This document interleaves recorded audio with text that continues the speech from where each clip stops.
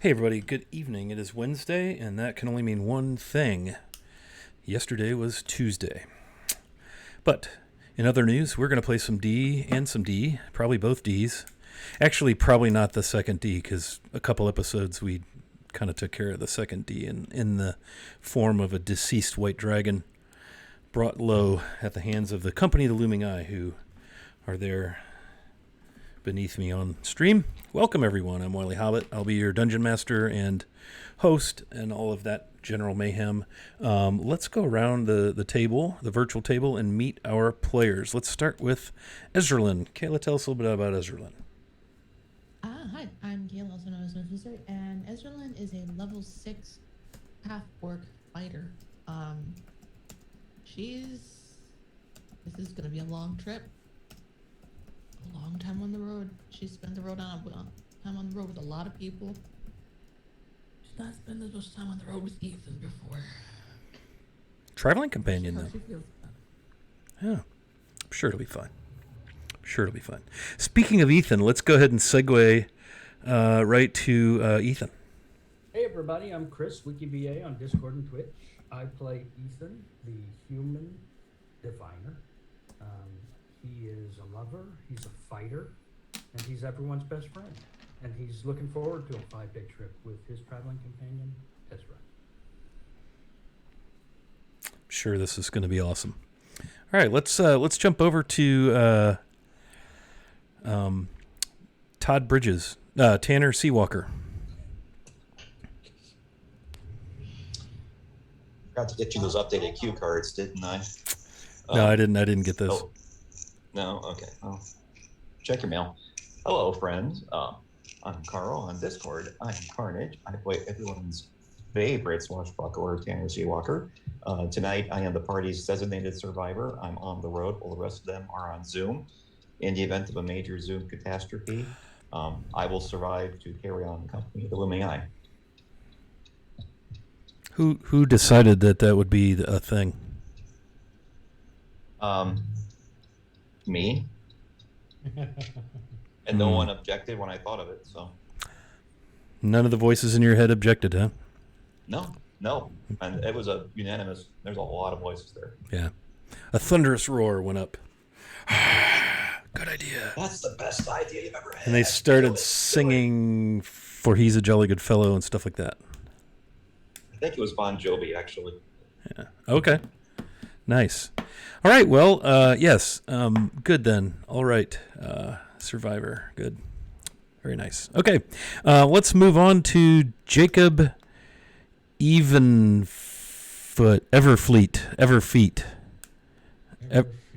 Everfleet. Hi, folks. I'm Dave. Play Jacob Everfleet, the local cleric of Brandabaris, taking care of everyone and playing a few pranks now and then. Although he's really getting kind of twitchy because he hasn't gotten a chance to do that lately, and that staff that Ethan has is looking real good right now. Real good. Okay, let's see. That leaves us with Null. What's going on? Hey everybody, Gideon on the inside across the internet, and I'm playing Null, who's just 5 days from retirement, and she's very excited to get started in Neverwinter. I will also be playing a new character who may or may not show up this episode. What I can tell you about them is that they are a gay disaster, as always, and they have daddy issues. So, who's excited? I am. Like all your characters. Exactly. I'm keeping it vague for now. Keeping it vague. Oh, God. Another Oracle? Yeah. Nice. And finally, Nothing so obnoxious. last, certainly not least, do the overlays still have you guys at level 5? I should really fix that. They're level 6. But last but certainly not least, the Dragon Slayer himself, Von Felt. Hey everybody, I'm Matt. You may know me as Dungeon Glitch. I play Vonfolt, the human champion. He's an archer. He's pretty much your poor man's ranger, sort of. More or less. Before he packed up and all the stuff, he made sure that he loaded his pockets with all the sweets and fruits and all the good stuff he could from the Tavern of the Looming Eye that on their way out, and hopefully is going to keep Null alive because they have not died in a while. So Yeah, hopefully they can get to Neverwinter in one piece. very excited. Nice. All right. So, I don't think I missed anybody. I'm Wiley Hobbit, your DM. I think I might have mentioned that earlier. So thanks to everyone for jumping on to the game with us. It's been a ride. We've just wrapped up Dragon of Icespire Peak, the official published adventure from the what was that called? Some kind of set. D&D Essentials Kit. That's what it was. And we are now into the 3-module trilogy that follows that. What is it called? Goodness. Stormlord's Wake. Stormlord's Wake. Yeah, that's right. And it takes place right here in the northern end of the Sword Coast. And so that's kind of where we find ourselves. Last session was spent mostly celebrating the hero's return from vanquishing Cryovane, and thus freeing Phandalin of the fear that had gripped the small farming and mining community. And so they were afforded a hero's welcome, and Townmaster Harbin Wester proclaimed the Festival of the Summer Thaw in honor of our heroes, the Company of the Looming Eye. And they were lauded with praise, and ballads were composed, and sonnets were written, and ale was drunk, and coin was paid. Kind of nice. They each received 1,000 gold, funded by the city of Neverwinter and its current patron, the Lord Protector himself, Mr. Daggelt Neverember. Also, as part of their package for taking care of this awful dragon, hey, a bit from Skagith. What's up, my friend? Good to see you. Thanks for dropping in, man. What was I going to say? They've been granted land and title in Neverwinter, and so they are summoned to an official audience with the Lord Protector, Daggelt Neverember himself, and so they're about to set off for Neverwinter, each of them bearing a scroll that bequeaths them land and title, noble title, in the city of Neverwinter.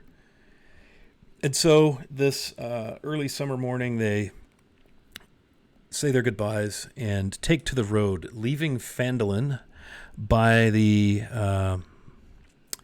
North Road, straight out of town. And it's it's about a 5-day journey. I'll go ahead and throw that map up on the overlay here so people can see it. And if you look up the map, the Sword Coast is, Neverwinter is right here where my little hand is. I think maybe y'all can see that.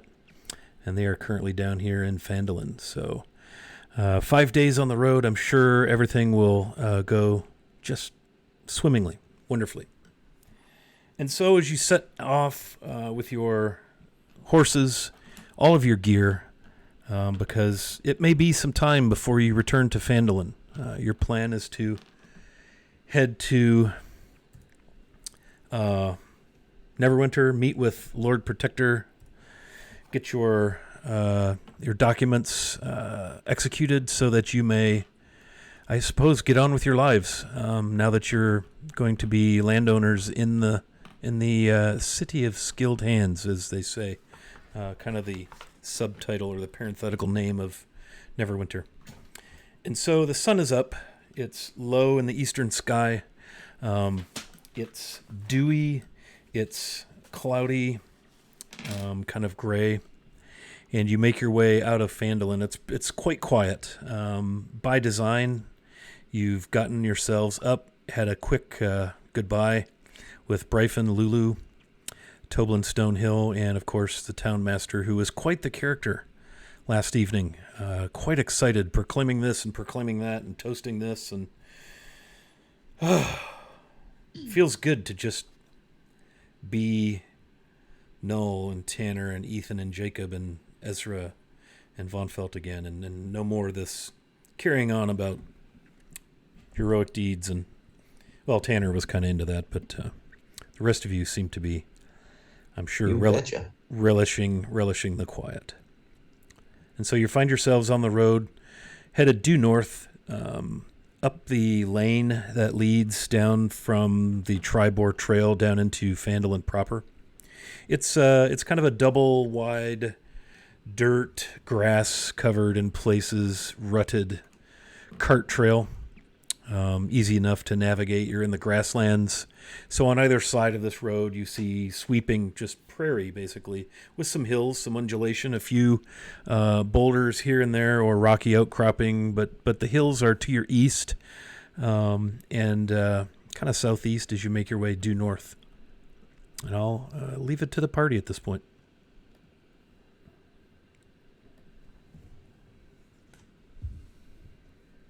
So, what do y'all plan to do after we speak to the Lord in charge?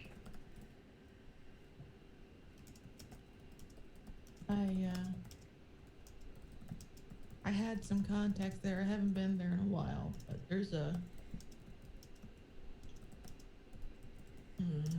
haven't been there in a while. Kind of had a falling out, but there used to be a bar there that was friendly to mercenaries or groups like ours. Usually you can find work there, but honestly don't know if they're still in business.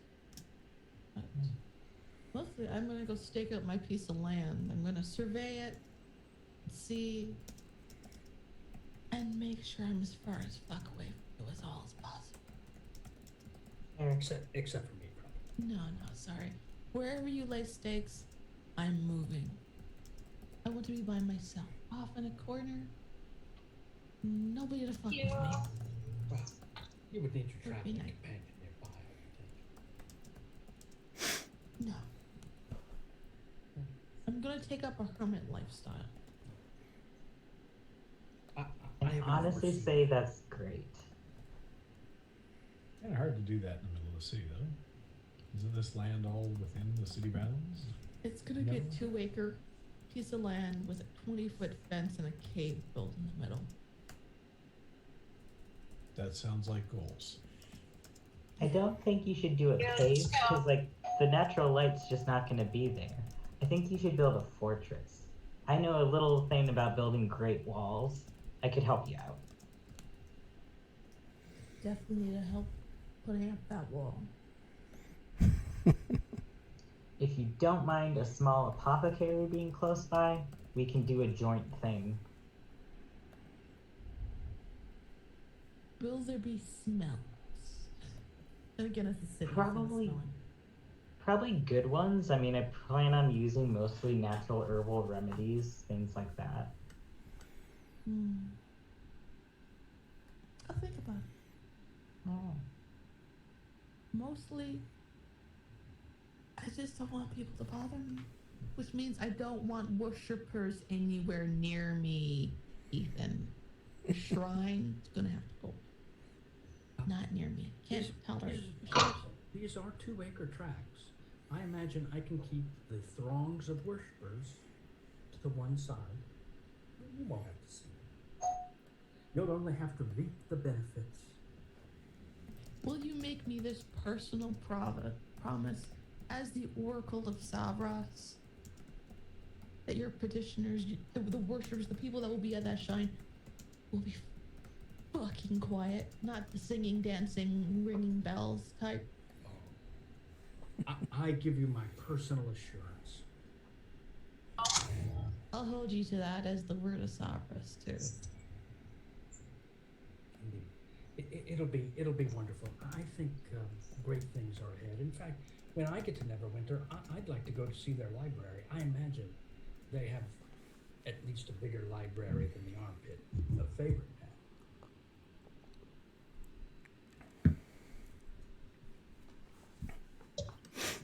Remember. I don't know. I recall there being one woman who was working at the library doing some research, but other than that, I don't recall there being much of a school of knowledge there. Well, I imagine there's some form of library, and where there's library, there is perhaps information we can glean from that library. So I'll be excited to check that out. Perhaps there's nothing. But perhaps there'll be something there that can tide me over until we make our journey to Waterdeep. Which of you have been to Neverwinter? No, you came down from Neverwinter, right? Have you been through there? Yeah, Nell's traveled all over. Phandalin was one of her final stops on the, what is it, like the west coast of the Faerun? Yeah, Sword Coast is on the west side of Toriel, correct. Yeah, that probably, she's Or definitely Faerun. been to like the bigger cities looking for people, so she's Okay. probably been to Neverwinter. Izra's spent a fair bit of time there. She's been up and down the Sword Coast a That's ton what I of thought. times. That's what I thought. So she knows bits and pieces of the cities. Usually where to find work. Or a decent inn. Jacob is aware of Neverwinter, but just because of the connection between Lord Neverember and his son who still lives in Waterdeep. Mm-hmm. Tanner has never been to Neverwinter because he grew up in a small village kind of east of Waterdeep. So Right. I'm excited to see if I can get any clues to the location of that one-eared halfling. Yes. The thing that is on everyone's mind. The location of the sea Rightly bass so. amulet. Von Fult's new to the Sword Coast in general. Okay. He came from the west. And Ethan, you're from Waterdeep, so I know you're familiar. I know you're aware of Neverwinter, but not having been there. Probably not much beyond that. Okay. Right. Yeah. So the sun begins to climb in the eastern sky. It's going to be a humid, hot day.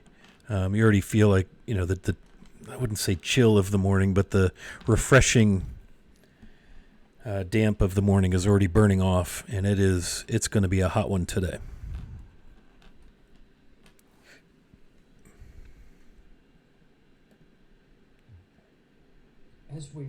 As we're walking along, Ethan's gonna come up to Ezralyn and talk to her quietly, and he's gonna say, "I've been thinking, as my traveling companion, about our journey, eventual journey to Waterdeep, and I've thought of an additional task we might wish to undertake while we're there."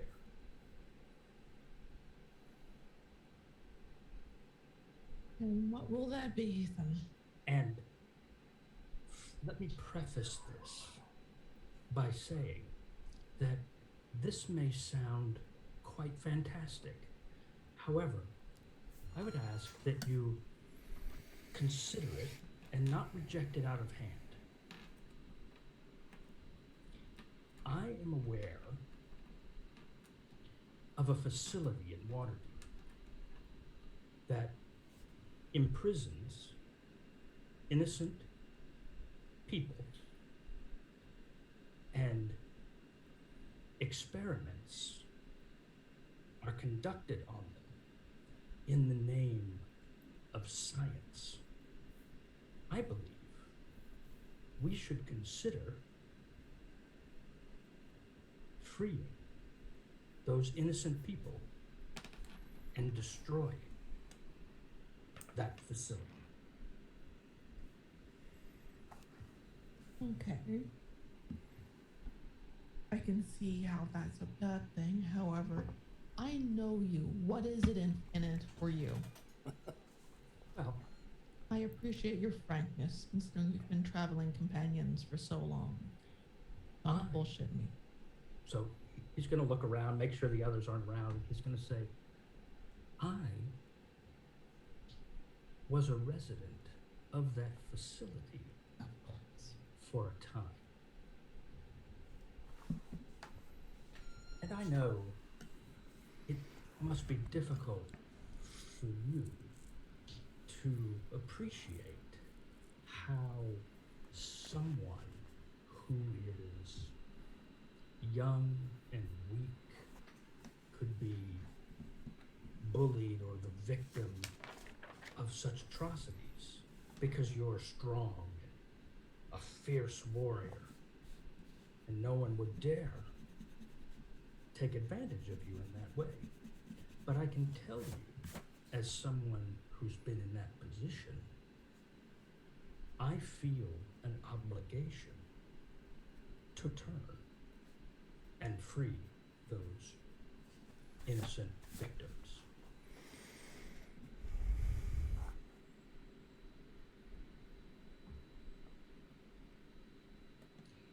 Well, I vowed to myself when I left that facility that one day I would return and not only free those individuals, but make certain that it never happened to anyone else.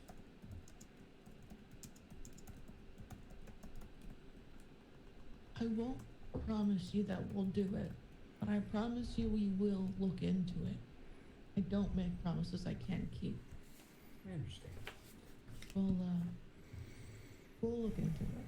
We have Definitely the, look up. I believe we have the ability to rain down vengeance upon that facility and make sure that they never harm another innocent person. And the deeds that they do there are beyond horrific. What's the name of it? Well, he looks around to make sure no one's there. It's the Waterdeep Asylum. I haven't been to Waterdeep as much as I've been to like Neverwinter and stuff like that, but have I heard of the Waterdeep Asylum?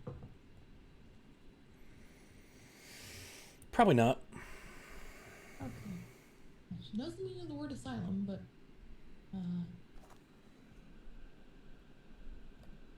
alright, well, like I said, we'll look into it. We'll take a good look. But you know me, I'm not gonna promise things I can't keep.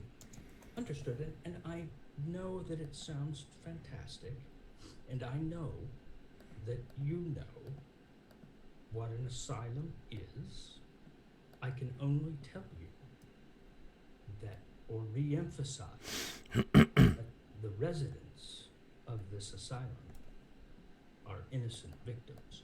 You've known me long enough to know that my grip on sanity is a virtual death grip.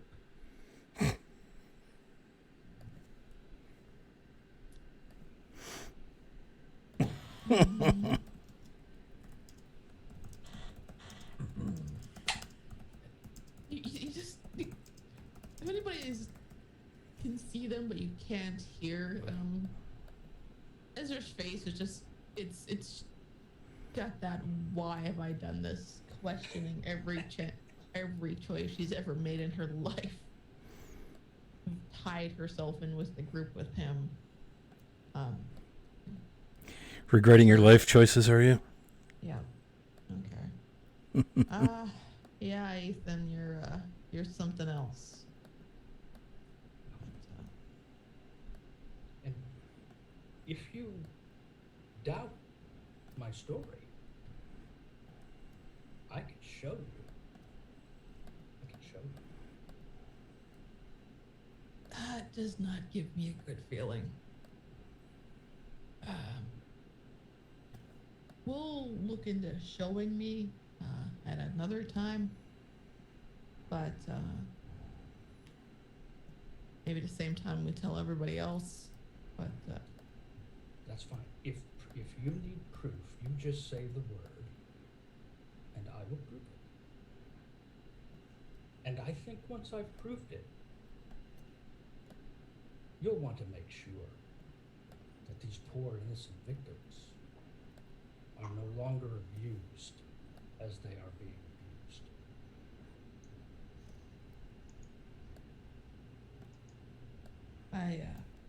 I guess we'll discuss it more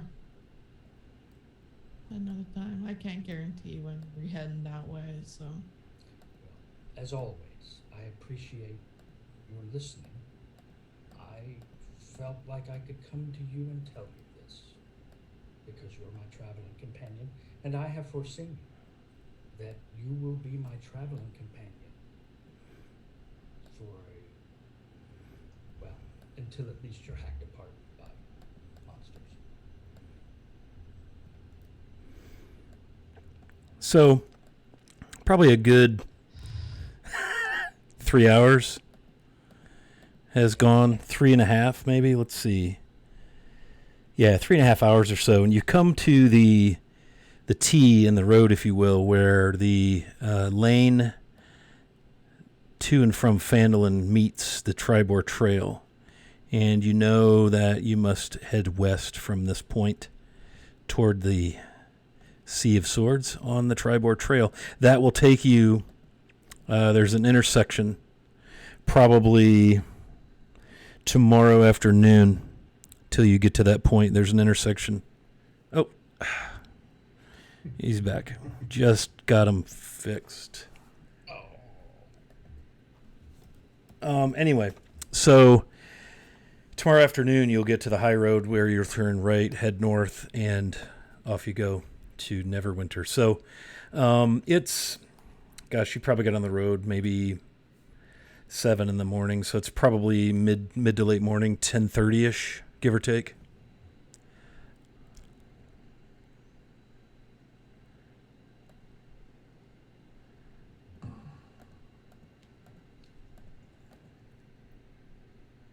Just keeping an eye on the road. Looking around for birds I can talk to. They'll be doing their usual thing, just Okay. garden issue, like a nature to her.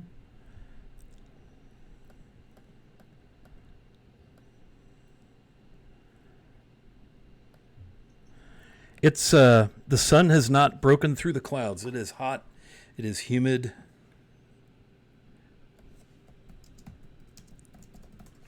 And it is, all about summer.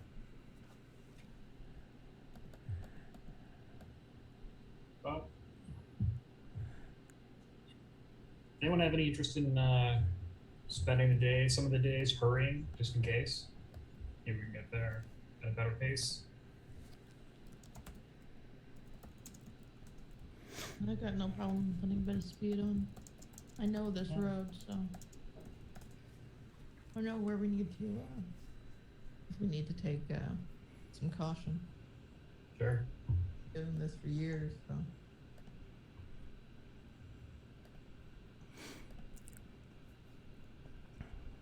Have a massive storm over there right now. Nice.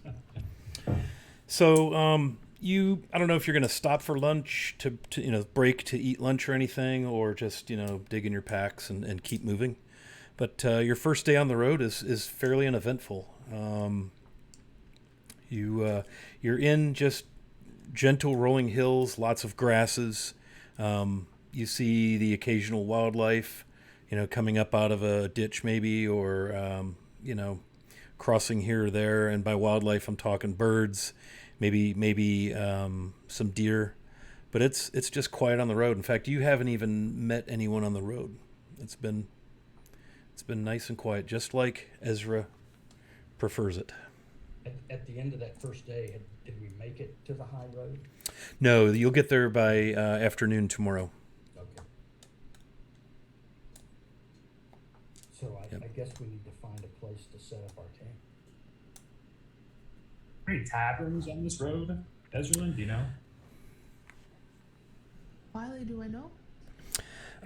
You are aware that, and Null probably passed it on the way down from Neverwinter, there is a tavern at the intersection where Tribor Trail meets the high road.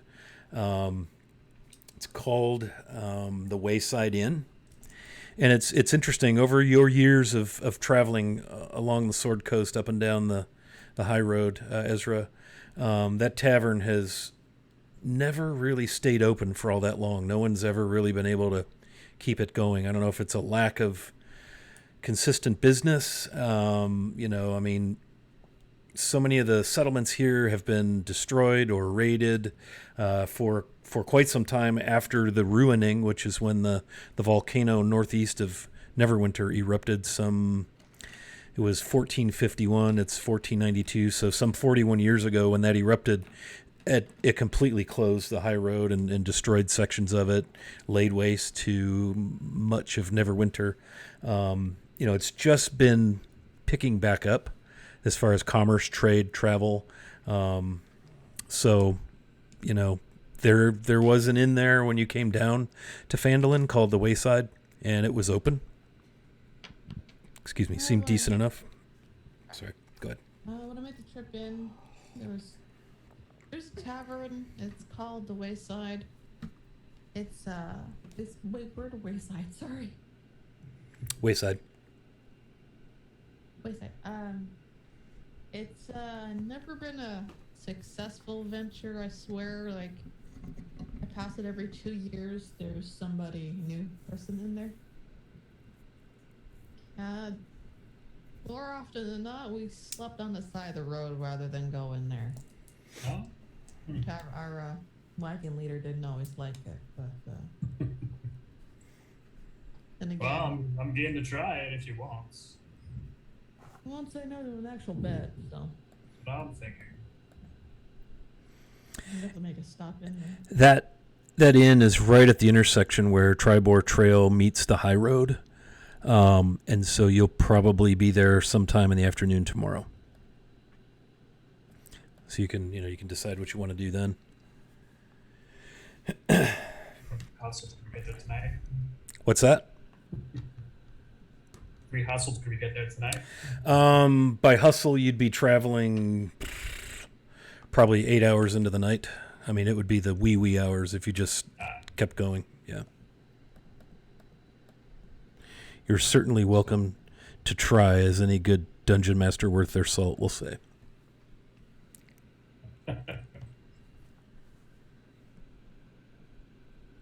Seems like we should just pick a spot and stop for the night. Say when. I'll try to find something for us. Okay. Again, along the way, you're in this grassland, and there's a few places where there may be a outcropping of sandstone. Some oddly placed boulders. You're not sure why or how. They look quite weathered and old. Maybe something left behind from an ice age way back. But it's mostly just kind of rolling grasslands. And most of the grass is probably waist high, or in the case of Jacob, probably nose high. You could probably find a small hill to camp behind, or perhaps choose a rocky outcropping to camp behind, kind of put it between you and the road. Those are probably your options, other than just laying out in the wide open under the grass, or under the stars in the grass. Seeing as we're traveling with quite a bit of wealth, any bandit worth their salt should be able to size us up. At least how much we're carrying.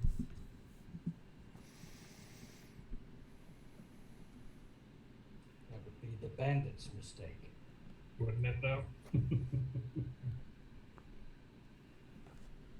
All right. Yeah, you can definitely find a suitable place that's, again, you can put some sort of obstruction between you and the road in the form of a little bit of a hill or a rocky, a rocky outcropping, that sort of thing. Are we ready to camp, or are we still rolling along? You say it was midday. Mid. Yeah, you're getting into evening. You made your left gotcha. you made your left turn at like mid morning, and then I kind of fast forwarded through lunch through the afternoon, and just so I'm not giving you it's not actually going to take 5 actual sessions, 5 days to get you. Of course. So yeah, it's probably well past supper time. Do you want me to do a check, or just call it? No, you guys have camped on the road before. I think you're going to be just fine finding yourself just a spot to be out of eyesight on the road is what I'm assuming you're looking for. You can't see trees in any direction. It's all this just kind of prairie grass, rock, occasional rock here and there. Sounds good. Okay. Yeah, so you all can set up camp, do the supper thing, do the overnight long rest thing if you like. Any conversation or RP you want to do? One of the things we need to think about is, I think we had some magic items that we needed to deal with. Yes.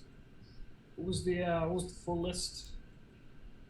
So we've got Decanter of Endless Water, Pearl of Power, Blue Sapphire Elemental Gem, which when broken summons an air elemental, and you have the Ring of Animal Influence. We still have the Dragon Slayer Longsword and a Longsword +1.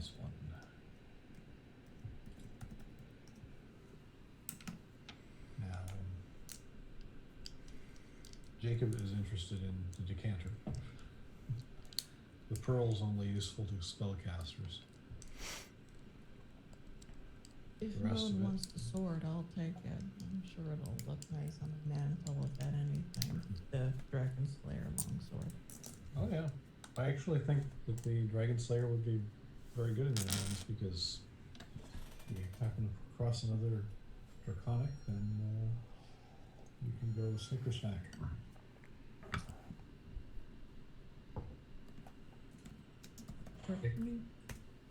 I confess, I do really like this ring. However, I do also like that creepy sword. +1 longsword. For some reason, it completes my outfit, I imagine. You got no problem with that. Unless Tanner Seabiscuit wants it. He's welcome to have it if he does. So that leaves the Pearl of Power and the Elemental Gem.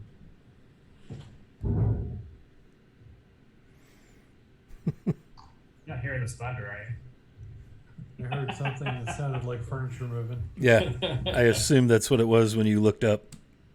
Yeah, it's. I don't remember it like this. I'm surprised it's not hailing.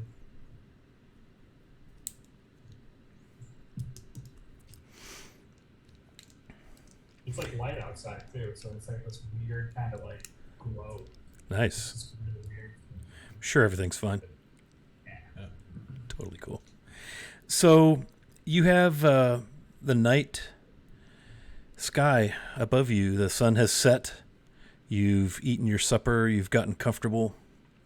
And you're ready to settle in for your long rest. Hey, Ethan, do you want the Pearl of Power? When you ask Ethan that question, you notice that he is looking down, concentrating, softly speaking words that seem like magic, and he has in his hand a small piece of black obsidian. It's a black obsidian. And as he casts it, he tosses the black obsidian next to the camp.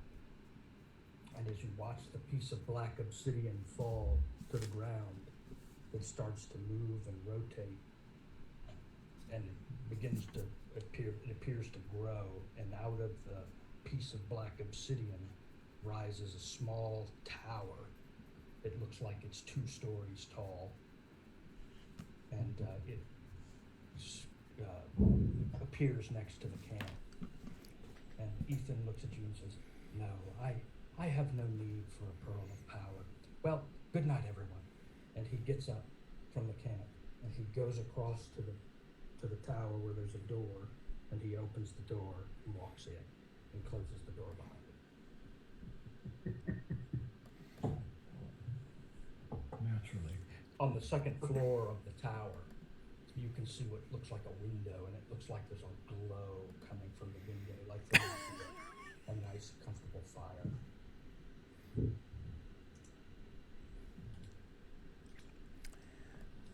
No, do I need a store assistant? Because I feel like retiring. I mean, all are welcome at Null's Emporium. You just came up with your slogan. Okay, anybody else doing anything to prepare for bedtime? Apparently, Ethan has gone into his new tower. Yeah, without inviting any of us, the dick. He's in the tower of adjacency. I'm gonna go up to Ezra and reach out to like grab her hand if she lets me. Yeah. And I'm gonna slide on a ring that I've been carrying with me. And I'm gonna be like, Ezra, I know this is gonna seem weird, but I want you to have this gift. It was a present from my teacher, who I respected deeply, and who promised to keep me safe when things were difficult. And since you taught me, I want to pass it on.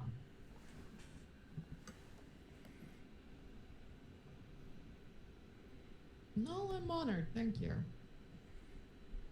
I feel like it'll serve you in your adventuring life much more than it'll serve me as I try to slow things down. Well, I mean, you know, if you ever want to get back on the road, we'll be around. Honestly, after the things I've seen, I don't think I was ever meant to be an adventurer. Where I'm from, I was just a healer. And all the other stuff just sort of fell on me when I was forced out on my own because my world crumbled around me. I want to try and rebuild that, and I don't think that involves adventuring. That I understand pretty well. I knew a lot of people that ended up in Neverwinter due to that. Luskin's not as friendly towards people seeking that life as Neverwinter. But Neverwinter isn't as stifling as Waterdeep in some ways. It's a good place to build a life when you want it. Well, hopefully, instead of me searching for any survivors of what happened to me, maybe survivors will find me. Maybe not the ones I'm looking for, but at least some people that need someone there, need someone to listen, who might not be the most conventional of teachers. Well, if I ever find anybody, I'll send them your way. Or if I have somebody that has information, I'll make sure they stop by. Sure. If they're related to or at all like Ethan, please don't send them towards me. I might, just out of spite, because I have to be stuck with that. She points at the Tower of Assholeness. But you're his trusted traveling companion, Ezra. I didn't know what I was signing up for, and like I said, I might end up sweeping floors in your at your place of business real soon. Oh, I won't have you sweeping floors. That would be a waste of your skills. What will you have me doing? Stocking shelves? I can reach the high ones. Well, I'm taller than you, 1. Shh. And 2, I will probably have you disciplining the more rambunctious members of my... I don't want to call it a cult, but I don't know what else to call it.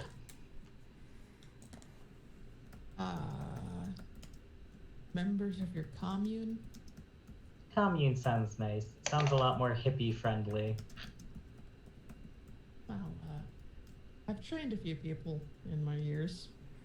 I guess I could do that. And I feel like you'd be a really good teacher, just a matter-of-fact way of life teacher.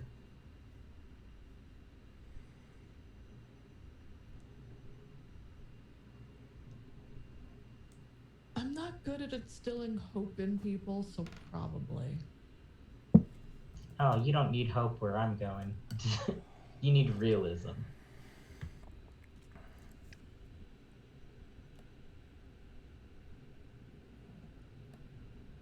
Yeah, there's not a lot of that in my life, considering, again, she points at the Tower of Assholery. Is that its official title? It's been named. No, I just know the Tower of Asshole fits well together. It's canon. It's canon. Well, you and most of the party are welcome to visit whenever you'd like. And that ring, these guys need you more than they're ever going to admit, so that ring's going to save your ass. Because someone needs to have your back.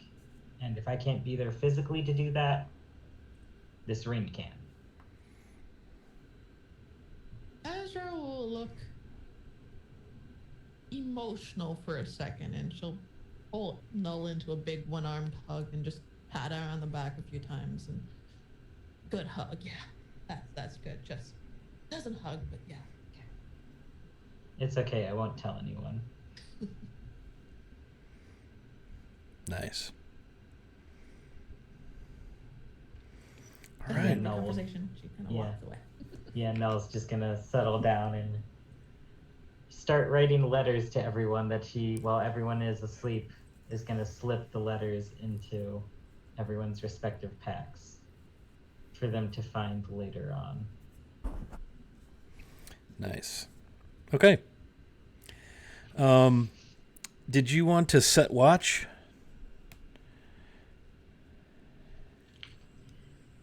You probably should. Van Felt will say no. You can always rely on Van Felt.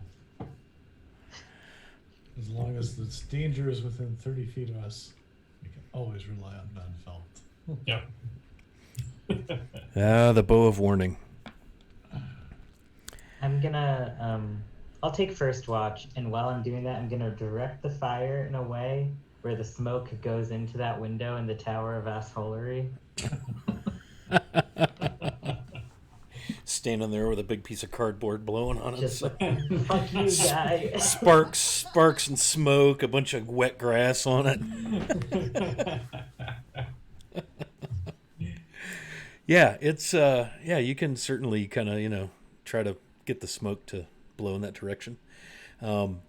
It's a quiet night. It's still cloudy. You don't see any stars. The air is very humid as your watch begins, and all you really hear, aside from the popping and crackling of your fire, is the sound of just a little bit of breeze and the grass kind of making that breezy grass sound, whatever that is. That's about all you hear. It's pretty quiet. Who will you rouse for your second watch? I guess I'll get Jacob. All right. Because I don't want to bother Ezra, and I don't want to go talk to Ethan. And Van Felt is just Van Felt. He's not taking watch. All right. So Jacob, you're up. You're doing the watch thing.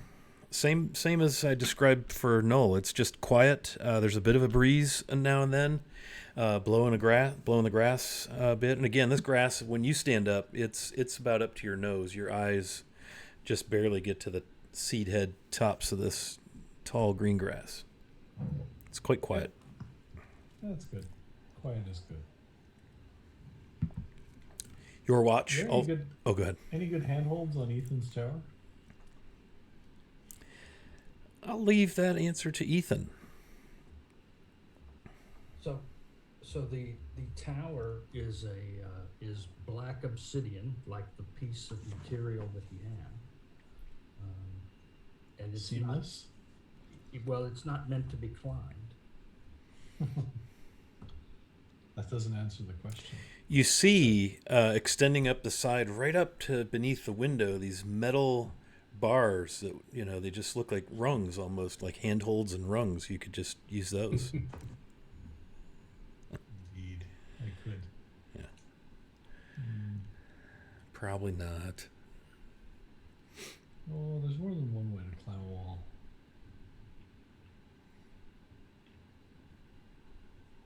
Yeah, I won't bother.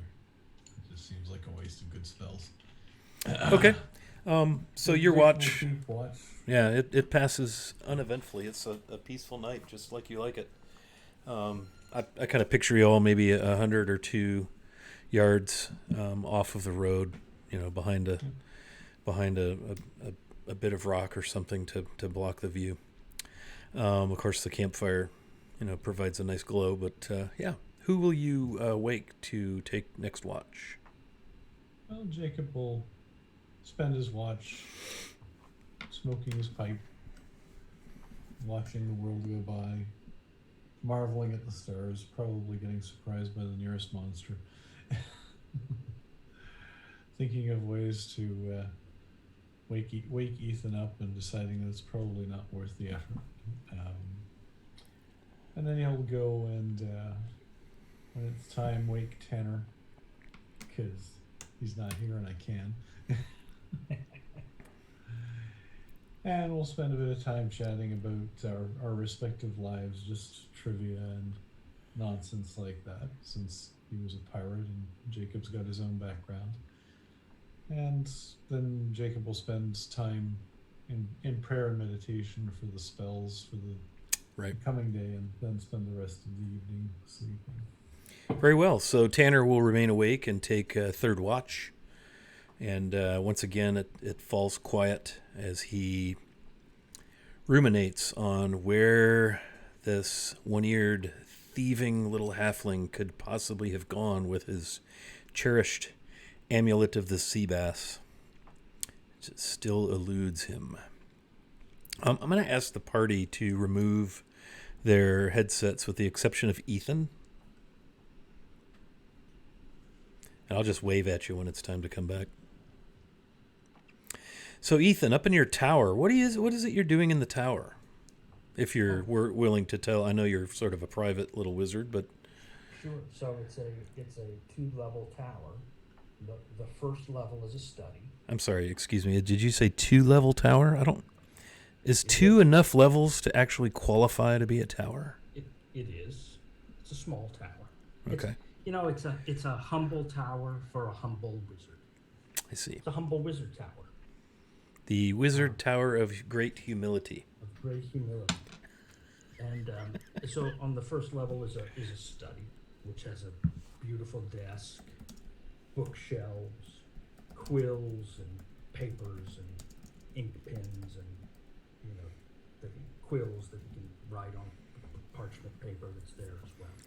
And then the second level is a bedroom that's got a magical fireplace and a beautiful bed, a chest that he can put his belongings in, and that sort of thing. So, Wow. it's not, it's a nice town. It's pretty, but it's humble. but it's humble. Still humble, yeah.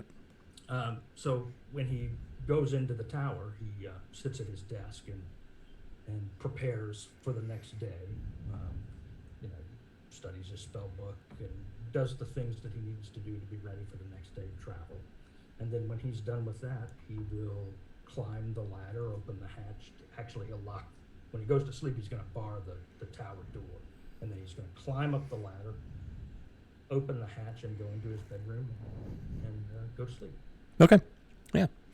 So you go to sleep, and at some point during your slumber, you are rudely awakened by this gravelly, Ethan, it has been some time since we've spoken. Indeed, it has. I must admit, I had to laugh when you recounted the joyful days we spent together in Waterdeep, and this notion you have of rescuing. I don't recommend it. Well, I wish I could have been there when I summoned denizens from your own realm. Denizens. The look on your face must have been priceless. Denizens. If you count laughing and pulling a rib from laughing so hard at your mighty wizard power. I'm sure. Yes. I'm sure that's what it was. Well, don't get too far from center, boy. You've learned a trick or two, but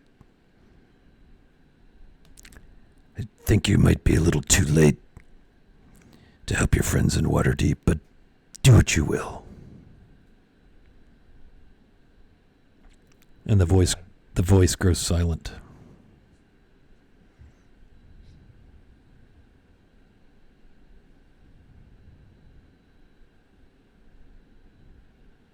Well, Ethan will think about that for a moment, and then he'll go back to sleep. Yeah.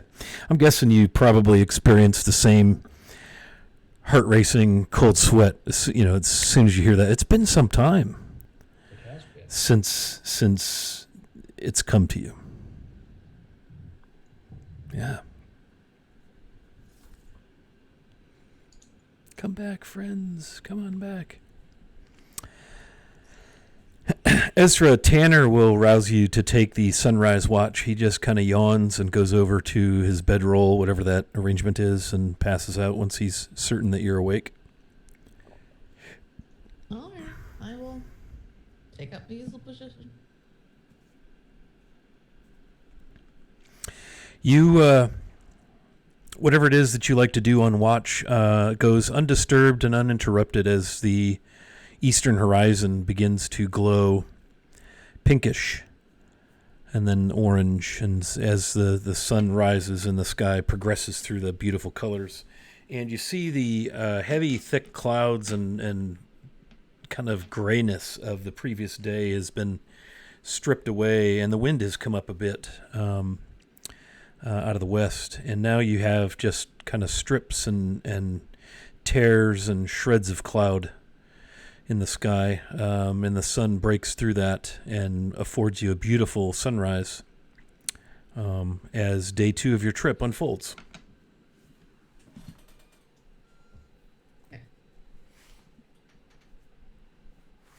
So when it's morning, Ethan's going to come down and exit his tower and rejoin the others.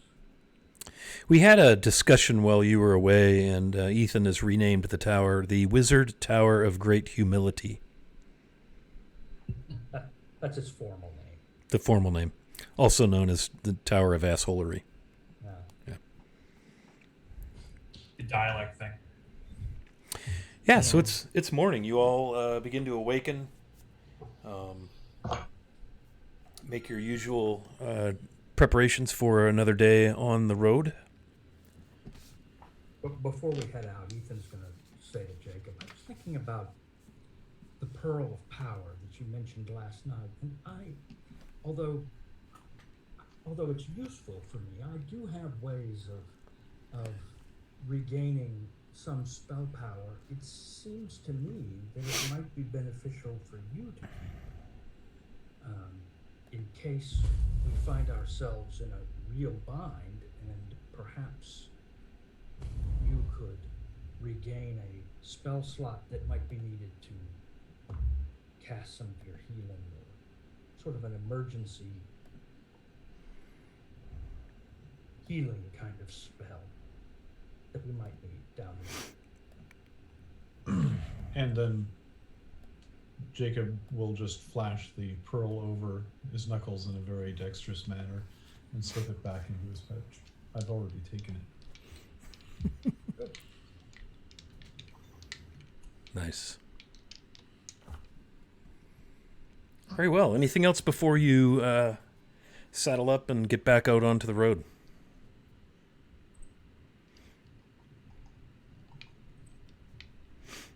The one nice thing about the clouds breaking and the wind picking up a little bit is that the humidity seems to be kind of clearing away. It's like a new air mass is coming in from the west, and it feels, albeit it's going to be another warm day, it's not as oppressive as yesterday was.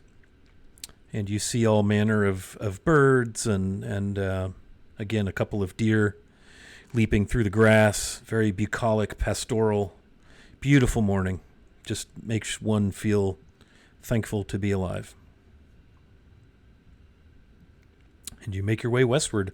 The Tribor Trail is a road of packed dirt. You've been on it before. This is the way you went to Coneybury, the Shrine of Savras, the opposite direction, but this same road to the east. And you could probably get 2 wagons easily passing side by side without anyone having to pull off the road, and maybe 3 carts. So it's a nice, pretty decently maintained. I mean, it's full of, it has ruts and chock holes in it and so forth, but it's more than a grassy rut. And you make your way westward.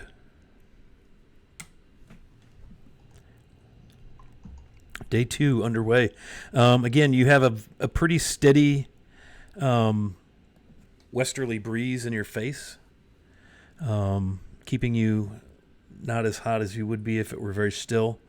Lunch passes very uneventfully, and it's not too much longer. You see on the horizon, on the western horizon, the outline of what looks to be a stone and timber dwelling on the north side of the road. And as you approach, you see it's a kind of an oddly shaped building. It looks to be 2 stories. Maybe the side that faces the Tribor Trail, and it's like right in the corner, the northeast corner of the intersection. So on your right, you see just a couple of windows on that wall. There's sort of a angled entry, double door entry. It looks like it might be sort of a vestibule or a cloakroom that's kind of angled into the intersection. And as you come round to make your right turn on the high road, you see the front of this inn, and it's sort of a trapezoid. The north wall angles further north, so that the western end of the dwelling is wider than the eastern end. And back there you see that it's actually an open, what's probably a stable area. It looks like there's a kind of a courtyard. You can see the roof, long narrow roof above that. You see that the entryway that you would go in, like the people door, the double doors, has a roof over it, and then above that is the second story with windows. And you see a nice sign on a post at the corner, and it says the Wayside Inn, and it is neatly kept. Again, it's a kind of a stone wainscoting, if you will, and then upon that has been built the timber structure, the wood. It's a shingled shake roof. The grounds around it seem to be kept reasonably decently. There's a small side door that looks like it's actually standing open, and you can see in it as you go by. It's on the Tribor Trail side. It looks like it maybe peeks into a kitchen, and there's kind of there's grass all around it, kept kind of neatly, under control. And in the back on the east wall is a nice garden, and it looks like there's kind of a worn footpath from the kitchen to the garden. And you hear from that hanging open kitchen door some clanking and banging of pots and kitchen-y sounds. And as you find yourselves in front of the place, you see the double doors to the stable area are held open by some means inward. There are pockmarks from horses. You can hear and smell horses. There's a couple horses tied up out front and hobbled. The double doors to the establishment are closed, and it is just past lunchtime. It's early afternoon. Do you wish to stop, or would you like to continue on northward to Neverwinter? Find some news about the road, yeah. Like, sounds good. I didn't catch that. You wanted to stop then? Please. Yes. Okay. Yeah. So you can easily tether your horses. There are horse ties down both sides of the building. The front of it faces the high road. The south side faces Tribor Trail. Again, the east side, you can see where there's a couple of trees in back. There's a garden back there. Looks like maybe a small storage area. There's a chimney in the back corner with smoke coming out of it on the kind of the northeast corner of the dwelling, which is also roofed. The only two-story section of that is the south side. So you enter through the double doors, and it is in fact a cloakroom. There are a number of empty pegs lining both walls. There's muddy footprints on the floor. It's a wooden floor.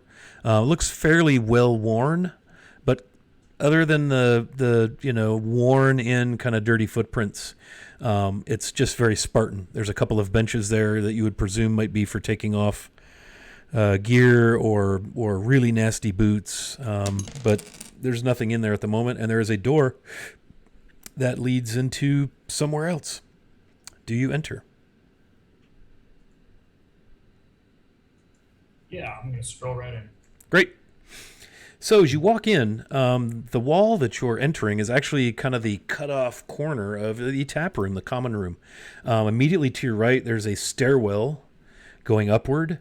There are 3 really large tables that look to be, about 12 feet long, several seats around them, and they kind of adorn the middle of the room. The room is 30 feet across from south wall that faces Tribor Trail to north.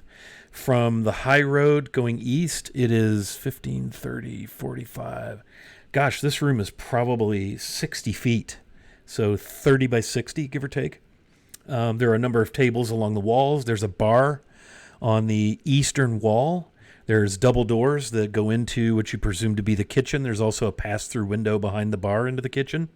There is one window in the stairwell. There's a window above, a couple windows above the tables. There are windows looking out into what must be the courtyard. And then in the northeast corner of the common room, there are steps that lead up to a small stage. And upon the stage is a person sitting upon a stool. Let me see if I can get you a nice description for that. She's a young halfling female. She looks to be wearing kind of traveling clothes, that sort of thing. Looks rather weathered as far as her clothing. She has fairly long dark hair, kind of swept back, not tied back. You see a few braids atop her head, hanging in various directions, and she's playing the harmonica. And she's playing a tune that some of you have probably heard before, like a sea shanty sort of a common bar tune. And there's a couple of tables nearest to the stage of patrons that are sitting, listening, drinking an ale. Looks like they've got some food in front of them. There's a few people at the bar. There is in the far corner there is a female human. She's in front of her are splayed out some papers and looks like a couple of books, a quill, like ledgers or something like that. The center, there's those 3 big tables. The center table has a group of dwarves around it, very dusty from the road. Beards all braided and tucked into their belts, and they're all just sitting around talking rather earnestly. Tankards of ale around the table. There's a human male behind the bar. And there is at one of the tables along the north wall, the wall that's shared with the stable courtyard, is a female in gray robes. Gray robes. Hood is down. She's elven. And she looks to be maybe reading a book of sorts and enjoying a wine and a meal. And that's what you see there. The dwarves kind of look up, and one of them looks in your direction and raises a tankard. Hey! And then they go back to their conversation. The gal in the far corner kind of does the lean around to look over the dwarves' table, stands up and looks at the group, sits back down. She's wearing nice clothing. She's rather tall and angular, sort of slender. She has dark hair that's all pulled back. She looks tough. She just kind of scowls a little bit, regards you, doesn't seem to react in much of any way, and goes back to what she's doing. Ezra, you hear a familiar language coming from the kitchen, rather deep female voice barking orders to someone named Bacchus about some large bit of food that's coming up. and that he better get his arse out here and hustle it to the tables. And you recognize the language to be Orcish. And then you see a half-orc face in the window, and she reaches out the window and starts banging on the wood kind of paneling to get the bartender's attention, who's at one end of the bar, kind of lean on the bar, speaking with a human female who's nursing a tankard. And he finally turns around and shrugs and kind of rolls his eyes and comes over and starts to load the crockery onto a tray and brings it out and serves the dwarves. He sees you and nods. Welcome to the Wayside. Wherever you want, wherever you can find a spot. Be with you in a minute. And he starts serving the dwarves their meal. Yeah, Ezra head towards the table that has enough space for them, but far away from everybody else. Sure. There's a table not far, probably about 10, 12 feet in the door, that one of those big 12-foot tables. And then there's another one past the dwarves closer to the bar. The rest are more like 2- and 3-person tables that are kind of along the outer wall. Yeah. So you want one of the big tables? The dwarves, I'll just say like a typical road greeting in Dwarven. Hi! And they bounce back at you with a typical smartass retort in Dwarven. And a couple of them clank their tankards and point at you. There's a good one there.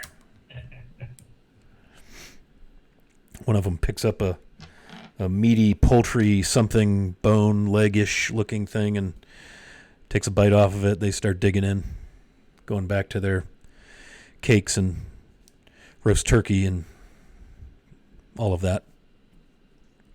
So yeah, you can pile in around one of the larger tables, and as you all are seated, the human male comes to you, and he's got the obligatory apron, sort of rough woolen trouser, a kind of a button-down work shirt, and you notice as he gets close, he's got kind of a strange crooked smile, a little tooth missing, very weathered. He's got some scars on his face. He's got thinning dark hair. Yeah, Bacchus Dunfield. Welcome to the Wayside. What can I get for you folks?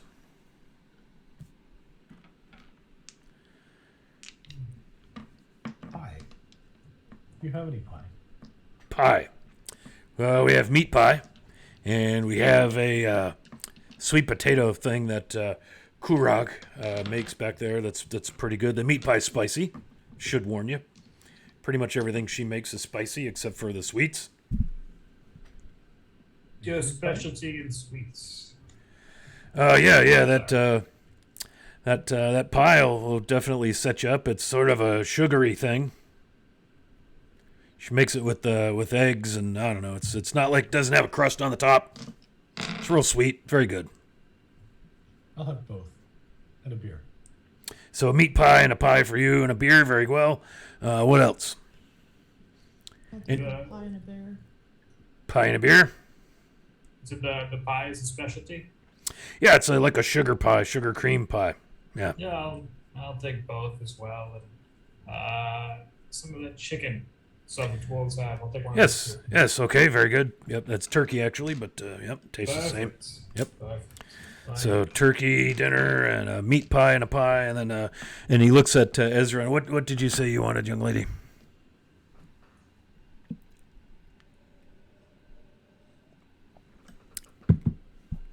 Give me a turkey leg, a pie, and a beer, please. Perfect. Excellent. How about you, Skinny? Looks at Ethan. Oh, thank you.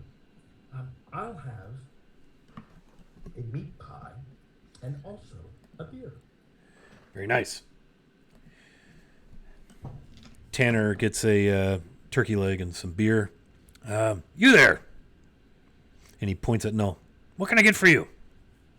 That sweet potato pie sounds awesome. I'll have that and some milk, please. Doesn't it? Yeah, it is good. Milk. Sheep's milk, okay? Yeah, that works. Very good. So I got, let's see, the halfling's having the 2 pies, right? So 2 pies and then... Okay, very good. I'll be back in a minute with your drinks. Make yourselves comfortable. And he kind of walks back behind the bar, smiles at Martika, kind of roll, or Martisha, apparently is her name. I haven't given you that yet, but the half-elven woman, I think I said human earlier, she's half-elven, my mistake, sits in the corner just watching closely, and he kind of nods at her in a knowing way, and she kind of nods at him, and he goes back and starts tapping beers and pours a sheep's milk and comes back out with your drinks. Everything is in mugs, crockery, thumps them all down in front of you. I'll be right back then with your meals. Wow, I thought Phantom was depressing. The condition, let's get into that a little bit, right? There's light streaming in from the windows on the south wall that faces Tribor, so there's some nice natural light in here. It's all wood paneled.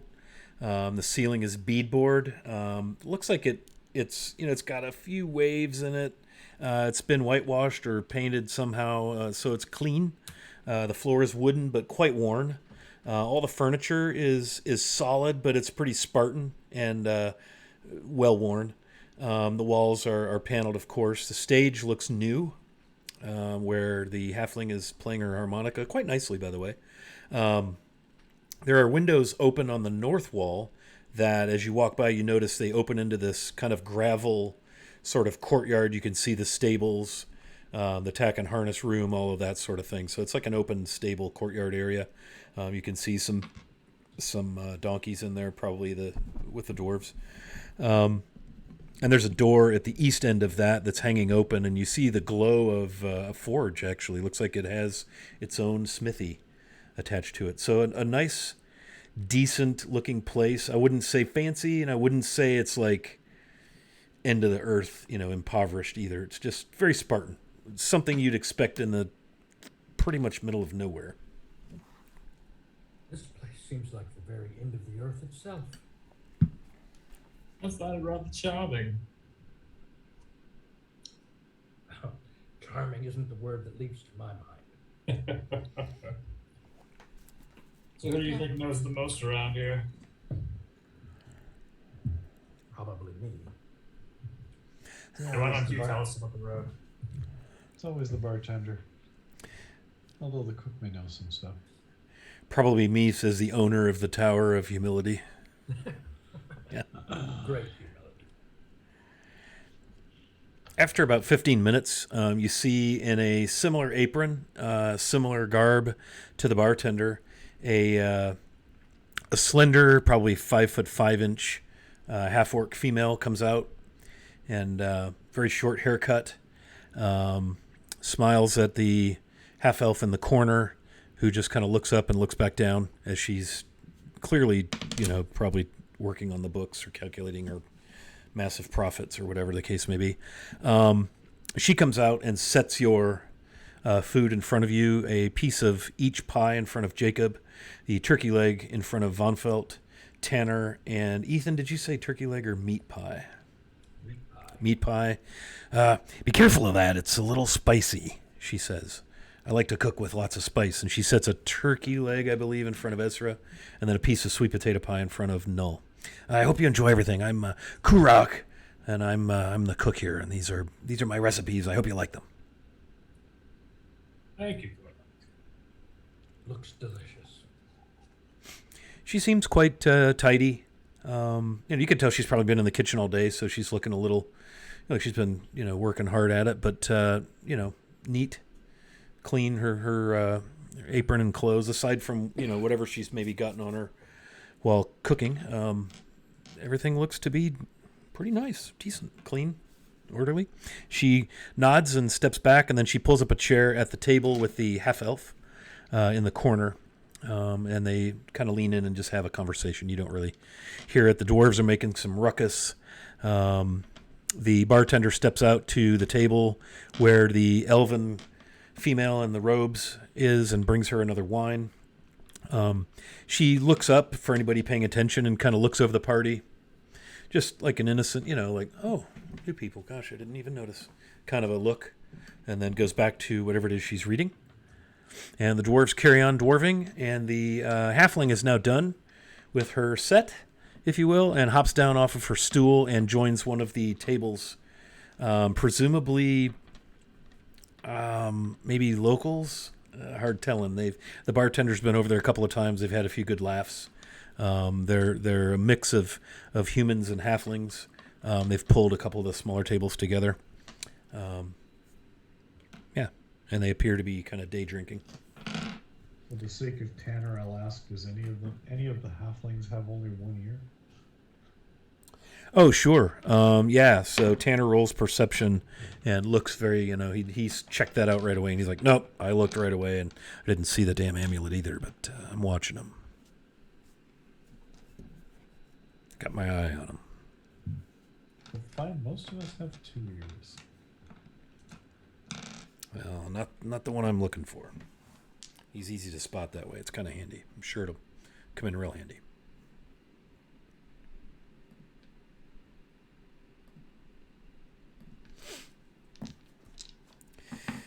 So you eat your meal, and it's just there's nothing about this place that really separates it from any other place you've been.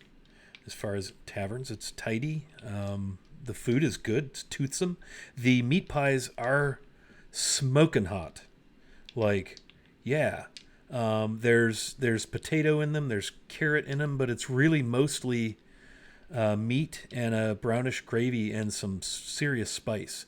The sweet potato pie is magnifique. It has like a nutmeg. She served it with a dollop of whipped cream. The sugar cream pie, if you've ever had good old Midwestern sugar cream pie with a very, very flaky, large crust, little cinnamon sugar on the top. Oh, yeah, custard. Yeah, that's what it is. And the turkey legs. Your food descriptions. The turkey legs have clearly been roasting in aromatics for at least today. Low and slow, and they are fall off the bone, kind of yummy. Was this food better than Lulu's food at the Stonehill? It's different. It's spiced completely differently. The Dragonfire chili is like meat, beans, chili spices, and something too freaking hot for the chili. That's put in until she stops putting it in. These are flavors that have been developed a little bit. The meat pie is like nothing you've ever had as far as the flavor profile. There's some pine nuts, even some kind of nut in there, and it almost has a Middle Eastern. To compare it to something you could make reference to, you and I, Scott and Chris. Very tasty. The crust, you could tell, is a scratch crust. It's very flaky, been prepared with animal fat. So very good. I would say it's probably up a notch quality-wise.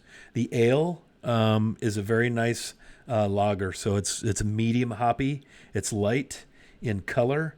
Definitely gets a good head when poured, and it has a little zing to it. There's definitely some alcohol in this ale. And the milk is clearly warm and fresh.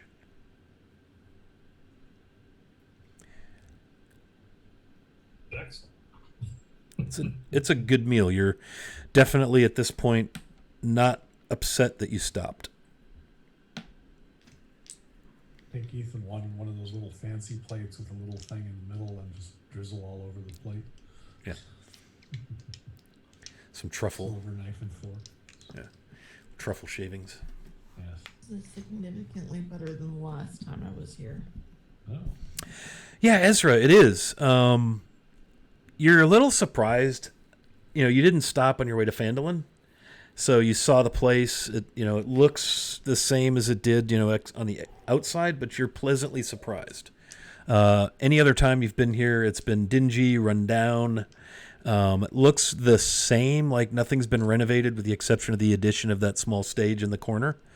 But everything looks like it's been cleaned up, given some kind of paint or sanding and sealing. And, it just, in fact, the beadboard ceiling is a little bit surprising. Like maybe there was some other ceiling, that was covering that.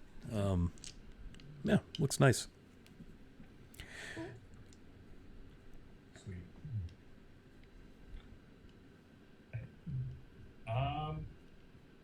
if we're done, then I'd like to go to the bar and just, I guess, settle in, see if anyone wants to talk. Sure. Yeah, there's a female human down at the far end, kind of where the bar meets the south wall. There's a pair of halflings on like taller, like boosted kind of stools. They look to be farmers, and they're just sitting, enjoying a couple of meads, talking, and Bacchus is behind the bar, kind of, just taking care of them and working the room. And he steps up. I hope everything was to your liking. Everything was wonderful. Thank you very much. It's much better than what we've been having since Phandalin. Oh, I see. Yeah, come from Phandalin way, huh? How are things down there? I heard they had dragon troubles or something, and he kind of rolls his eyes. Oh, well, they solved it. It's all set now. What? So Dragons no more. So there was a dragon. Are you There serious? was a There was an actual real dragon. There was. He kind of leans back and folds his arms, leans back against the back bar. And it's been solved, you say. Yes. What, did it eat all the people there and move on, or what? I don't have my bag on me, do I? My basic bag. I might have some of the dragon skin with like okay. a piece of my pocket or something like that. Okay. It's gonna. Yeah. It's like close your eyes a moment. He looks around, and you see the half-elf at the table closest to the bar. She's across the room in the northeast corner. She kind of looks up and watches you as he closes his eyes.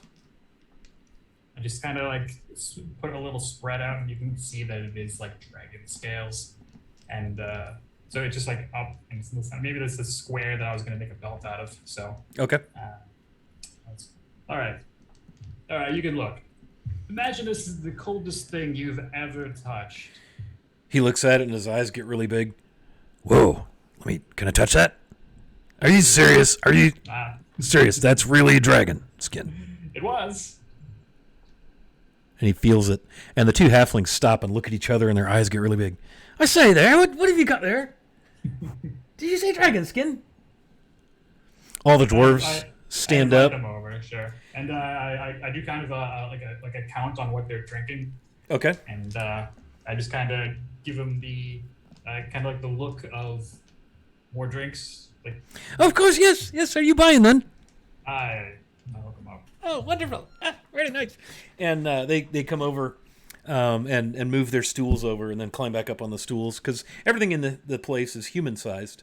But they do have stools for halflings and dwarves to get up to the level of the tables, the chairs. They have the appropriate furniture that would make that less of an issue for them.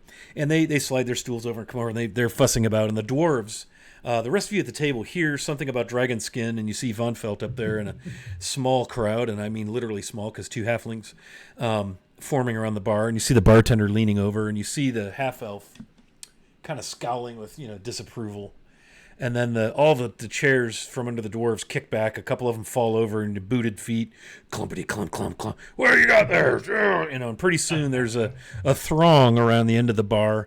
Kurach comes out of the kitchen, and she's looking, and so you have a rapt audience. Yes. So you see, Vandalin had a bit of a dragon issue, but my companions and I, we helped them out with it, and it's much easier than you do.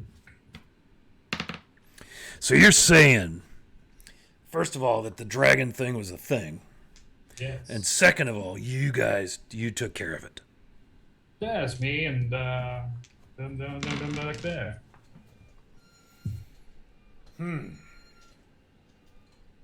Yeah, this dragon was just, and then and that was it. And he looks over at the half-elf who stands up, and she's wearing, I wouldn't say fine clothing, but she's probably the best dressed in the place. A cotton, sort of a tunic, and she's wearing slacks. She has these spectacles, and she leaves them on the ledger, and she walks over. I couldn't help it over here. Marticia Vinetalker, what's this business about dragons and slaying? And She clearly does not believe you. Of course. So, well, let me introduce myself. I'm Von Folk Dragon Slayer. Of course you are. She doesn't take your hand. Oh no, Ezra. Yes, Kayla. I'll bet she bounces back in momentarily. We'll just let that do its thing for a minute. And so you say you took care of this dragon yourselves? How by what means exactly? Conventional arrow means Opposed to nuclear. I mean, it's Yes. not every day someone comes in here and says they've killed a dragon, but you seem to have the hide to back up your story. I mean, you could have bought that or found the beast and took it off the carcass. Wow. Okay. Yeah, I No. suppose it's true. Interesting. Well, I'll tell you what. That's a good story. She turns around and goes back and sits at her table. Great. Yeah, I was hoping to know if there was anything interesting happening on the road. We're on our way to Neverwinter. Anything we need to know? He looks at you. No, I mean the usual caravan here and there, and some merchants now again, and every now and then you'll see the Neverwinter Guard on horseback. They patrol between pretty much the swamp, and he kind of thumbs toward the south, and all the way up, past Leylon, and then all the way up to Neverwinter, and it's. I mean, you got to take care on the road. What with banditry and the like, it's not a safe trip by any means, but you all seem to be, kind of looks around, seem to be equipped well enough to handle yourselves. And I mean, if you did take down a dragon, I don't reckon you'll see anything quite like that on the road. That's a shame. There's There's been a bit of activity over Leylon Way, kind of south and west of here, down on the coast. Seems old, and he kind of rolls his eyes. Old, gosh, what's his name? Protector guy. Fancies that little town, and he's trying to get that rebuilt now that he's got Neverwinter humming. So there's been some traffic, and there's some people that have settled in down there trying to rebuild the town. Interesting. I look back at the group, see if they caught any of that, or want to join over, or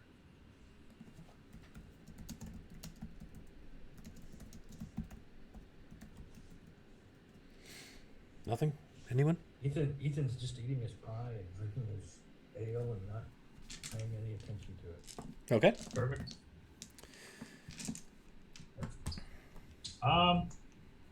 Let's see if I can take some. If I get one of those pies to go, Which one? one of the Like a whole you know, pie? both. Yes, please. Let me go back and hang on a minute.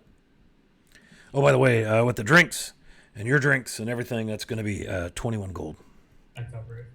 For He goes back in the back, and you hear an intense exchange between Kurok and Bacchus in Orcish. Do you understand Orcish? I do not. Okay. Ezra hears pie and fuck and I just made these, that kind of thing. And then he comes out with one of each, one of the sweet potato pies and the sugar cream pie, and brings them out. Those are 5 gold each. All right. That brings us to 31. Your chef. Might I get a quick word? I don't want to disturb her though. Oh, sure. Yeah. She comes out. What can I do for you? Enjoy your pie. Yes, I really enjoy what you're doing here, and I would like to encourage you further, if possible. Continue to do what you're doing, and I'd like to also hand her 20 gold as a Oh, yes, that will certainly. That'll help. Get me an ale. And she flips a gold over at Bacchus. In fact, that should do me the rest of the evening, right? And he kind of smiles and nods. With your discount? And he taps her a nail, and she raises it and clinks your mug. To Dragon Slayers! And she kind of smiles. And Martisha looks up and like rolls her eyes like, you didn't buy that, did you? And the halflings finally calm down and kind of move their stools back over. And It's 51. yeah, you just unloaded some cash at the Wayside Inn. Yep. Support local business. I'm sure nobody was paying attention to how much money you just spent at the bar. Get these cameras straightened out. Okay. Anything else you want to do? I'll do it for me. Come on, eyes. Good to go. Put my name up there. Okay. Yeah, you can get your pies. He'll put them in like some sort of like a burlap sack. Get them sort of packed for travel for you, so that you can get them taken care of without any issue. Anyone else have anything they'd like to do? I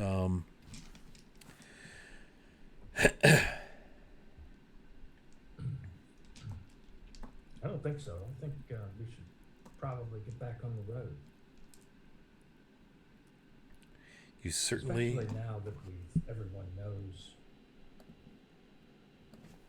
what we're doing and where we're going and what we've been doing. And who you are.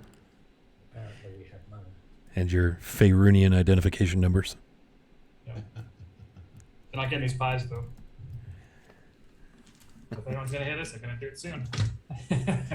All right, so you're gonna take your leave, I On presume. the road again. On the road again. Okay. Yeah, the dwarves wave and good story on the dragon there, and they kind of, kind of laugh and clank their tankards and so forth. And so you make ready to hit the road. Let's do this. Let's take a 5-minute stretchy stretch. Looks like Kayla's internet bit the dust. So we may have lost her for the evening. So we'll take 5 and we'll come back and see what the high road brings. And we'll see you shortly. Thanks for hanging out with us.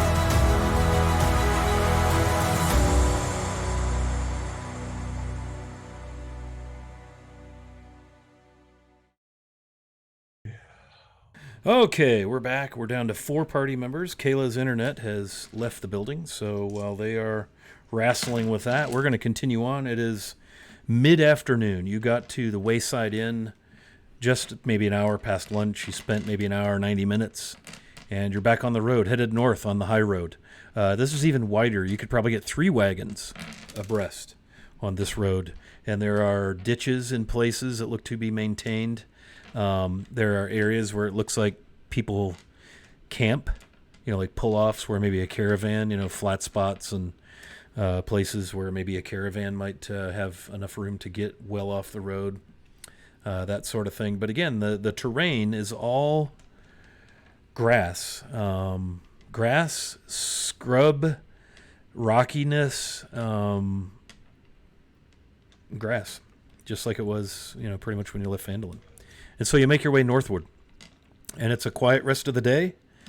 And, there's just not a whole lot to report. It's been breezy. Now the wind is coming right from your left. You know that you're probably 10, 12 miles east of the shoreline of the Sea of Swords. So much closer to the sea than you were in Phandalin. But the remainder of day 2 passes uneventfully. And you make your way into the darkness. And I'm assuming you're going to want to probably camp at some point. Yeah. Mm-hmm.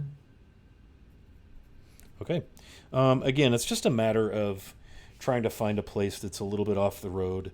You do pass, during the course of the day, a small merchant group of humans wearing sort of odd clothing that none of you have seen before, save maybe Ezra. They have mules and a couple of carts. They're on horses. They speak common, but they're doing so with a rather thick accent. Ezra nods and kind of waves at them and tells you that they're from well up north near the spine of the world, probably headed to Waterdeep to sell whatever their wares are. And that's really the only interesting thing you see on the road. So you make your way into a quiet place to find, peace and safety. Somewhat, it's hard to say defensible, only because you're just wide out in the open. So we are at the end of day 2. Ethan's going to cast his Tower of Great Humility. Yes, he is. Ethan, how much space do you have inside this tower? Oh. Well, it always seemed to me that you enjoyed sleeping outdoors, so I never considered that you might want to join. I have 2 floors in this tower,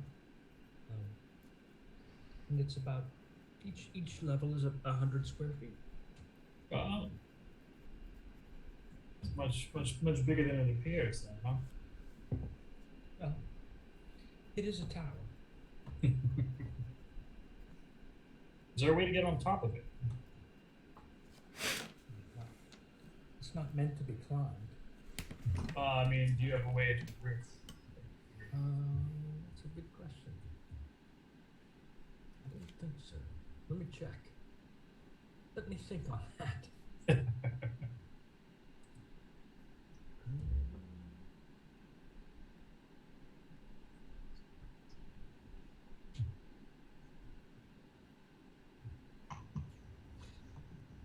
There is no access to the roof. All right. But you're welcome. If you would like to sleep in my study, well, you're welcome to do that. Say this on this. Perhaps some of our other companions may appreciate it. Sure. I'm actually going to keep a lookout tonight.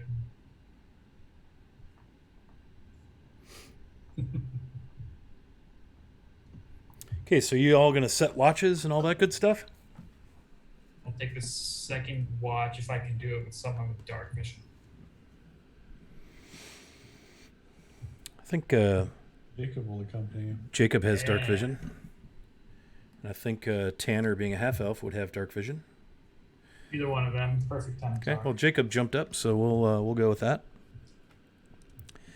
So Tanner and Ezra can take Dawn watch, and maybe Ethan and Null can take second watch or first watch. Excuse me. Yeah, Ethan can do Yeah. Okay. So first watch. It's dark. It's breezy still. Normally, in the evening, the wind usually kind of comes down a little bit, and this today has not been the case. It is still fairly windy. If you want to roll perception, most of what you hear is, I don't know if you made fire or not. If you did, you'd hear the crackling of that, and just the wind whipping through the grass. it. Ethan got a 12. Okay.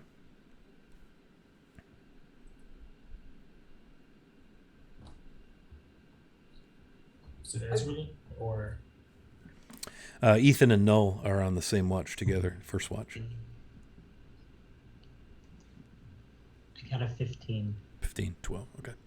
Yeah, you get wind. That's pretty much what you got. It's dark beyond the ring of your firelight, and your shift of keeping watch passes uneventfully.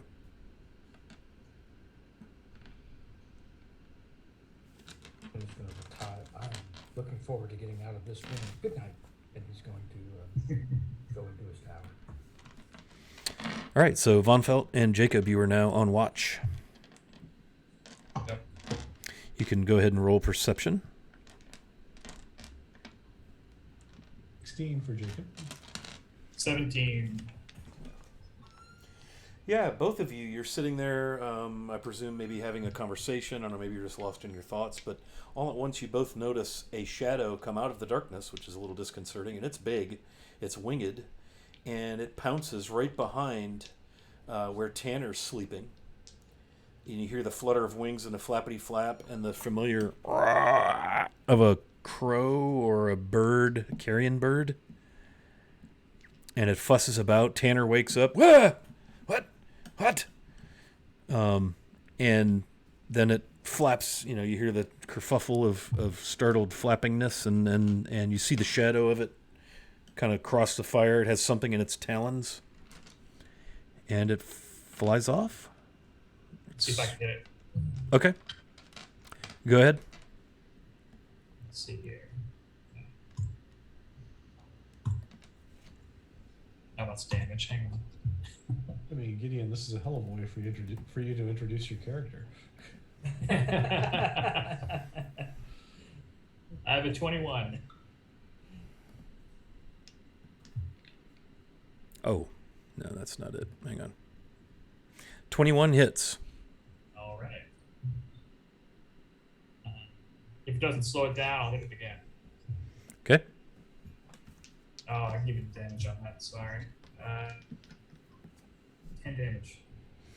Yeah, you hear the squawk, and both of you, anybody who woke up, hears off maybe 20 feet away something fall into the grass. I'll take it down. Jacob will go over and pick it up. There you go. Yeah, it's a big crow. And in it are what look to be sort of maybe scraps of dried meat and stuff. Looks like some of them have been gnawed on already, and Tanner's like, oh, I left my jerky out. Okay. Go back to sleep.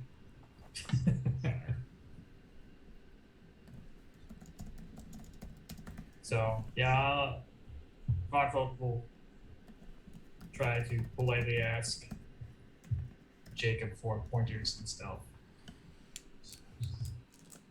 Yep. And Jacob will oblige after getting rid of the crow somewhere where it's not going to make a stink. Very well.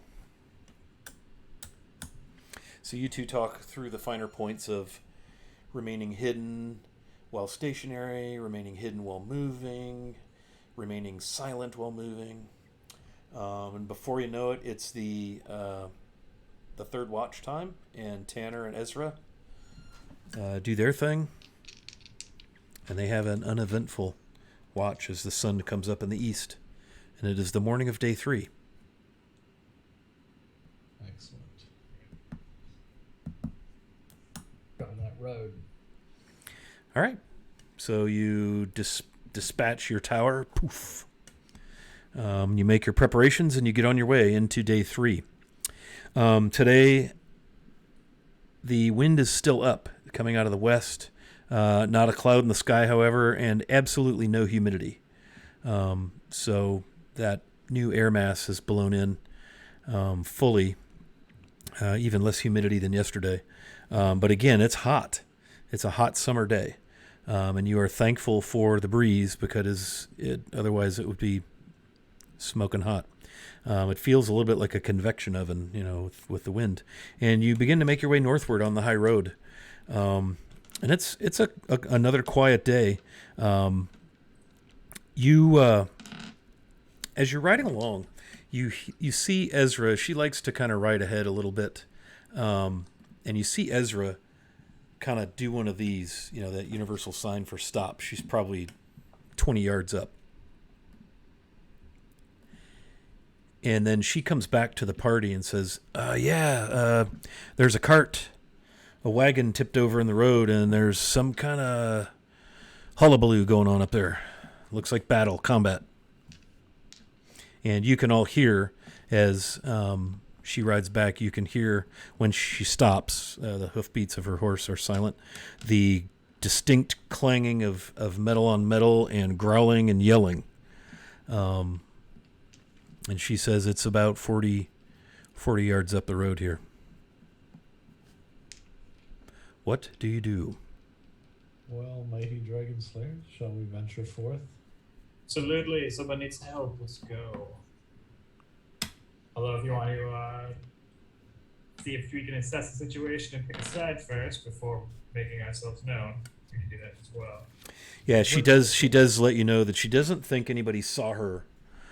She stopped as soon as she heard and kind of snuck up there and looked like a number of people going at it in the road. There's an overturned wagon and a cart. There are draft animals. It's kind of chaos. All right. Well, Jacob can move up quietly and assess the situation and see who's what where. Okay. Roll me stealth. Taking notes. Yeah, Von Felt's watching the stealth very carefully. Yeah, sure. He's watching it, then it's not very good. Jacob vanishes in the grass. That's a 22. Okay, so you're going to get off the road and make your way up parallel to the road? Yeah. Okay. Yeah, so you go about 40 yards and you can see very clearly a wagon that's been tipped over. There's a cart that's been tipped over. There are people going at it. 3 of them are really, really big, dressed in hides. They have these weird, gauntlet things with, spikes on their hands. It's hard telling. They're big. They're beefy and big.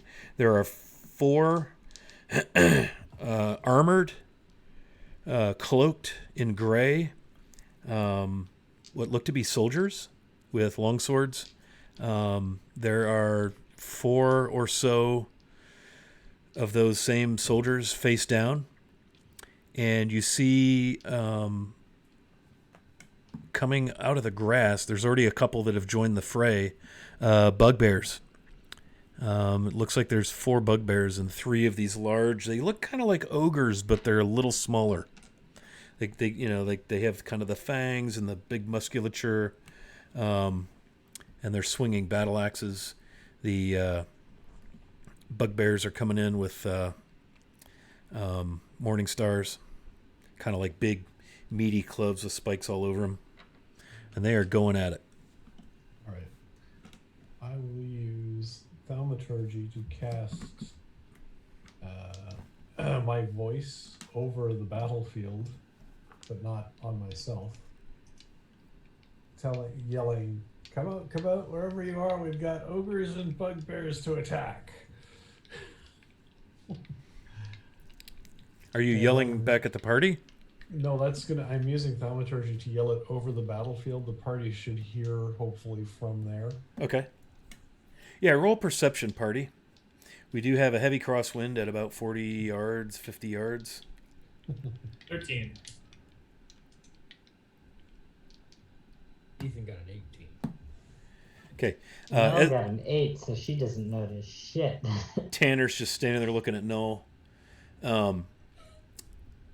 Ezra and Ethan both look at each other. Was that Jacob?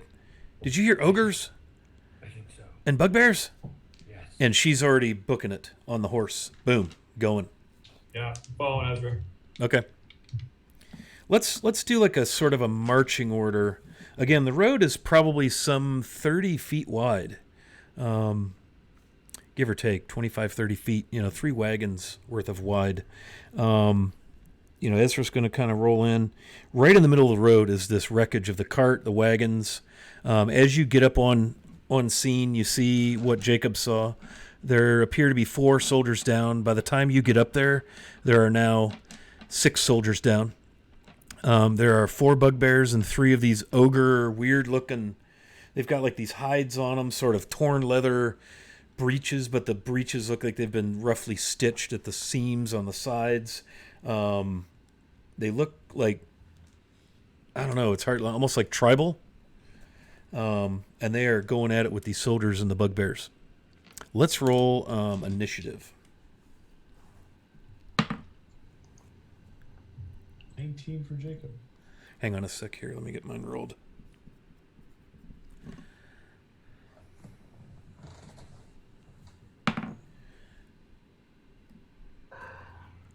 Gosh.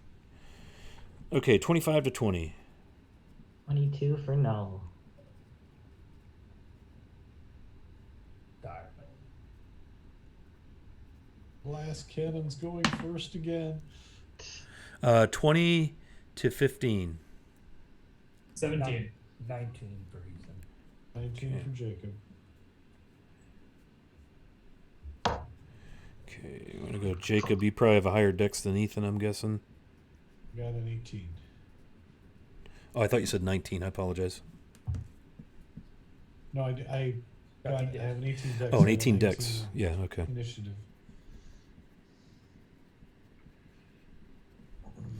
Von Felt, you said 17, right?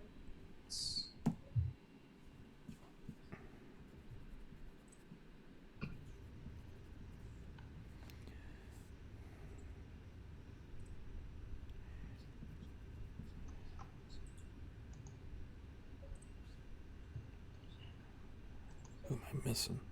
Okay.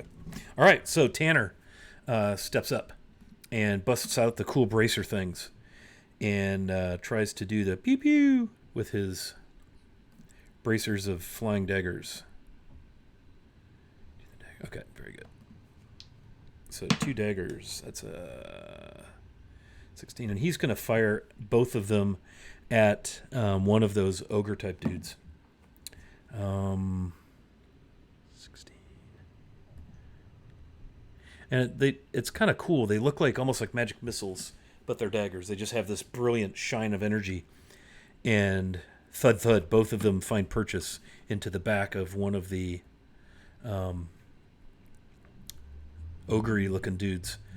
As you get close, you see that they're wearing hides that are kind of cinched with leather cording, and they have like claws and fangs, like almost like a necklace from that cording. And then they each have a pair of gauntlets on that look like they've been fashioned out of like super hardened leather. It's been, how you can make a leather like hard like a shell. And they look like the heads of boars, each gauntlet with 2 long tusks that, they have blood on them. They look like they're using them as weapons against these soldiers. And they take...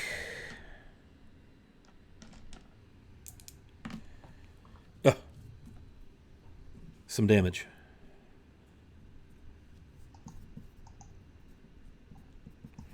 Okay, next is Null. And Tanner's going to stay 20 feet from the one he hit. You've basically just got this mob of battle going on with the 3... I would say Ezra would recognize these as half-ogres, ogrillons. They're a cross between orc and ogre. You got 3 of them and 4 bugbears kind of surrounding these 2 soldiers. And as the first Ogrelon gets hit with the daggers, he kind of spins and they roar and they're going to come at you. A couple of the bugbears will stay behind on the soldiers.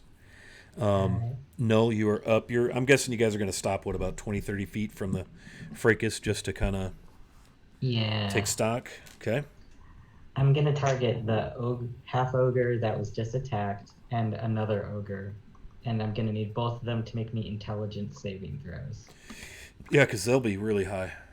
Mm-hmm. Okay, the first one is a 12. Does not pass. Second one is a 12. And the third one is a 10. So they must have all failed. Oh, I just need 2. Oh, 2 of them. Sorry. Just that half. Yeah. The one that was attacked and the one that wasn't, or Right. one of them. I got wasn't. you. Yep, I got you. So they both fail. So they each take. Let's see. They each take 6 damage. Okay. Such a lame amount of damage, but we'll go with it. Anything else you want to do? Let's see. What was it that you did? That was Tasha's Mind Whip at 3rd level. So they get attacked with a blast of like psychic energy. Oh, nice. Yeah, so they'll be like, ah! A little bit of blood comes out of the ears. On their next turn, they can only choose to move, attack, or bonus action. They can't do a combination. They can only do one. Okay. Nice. All right. Don't let me forget that. Let's see. No, that's all I can do. Okay. Sweet. After Null comes Jacob.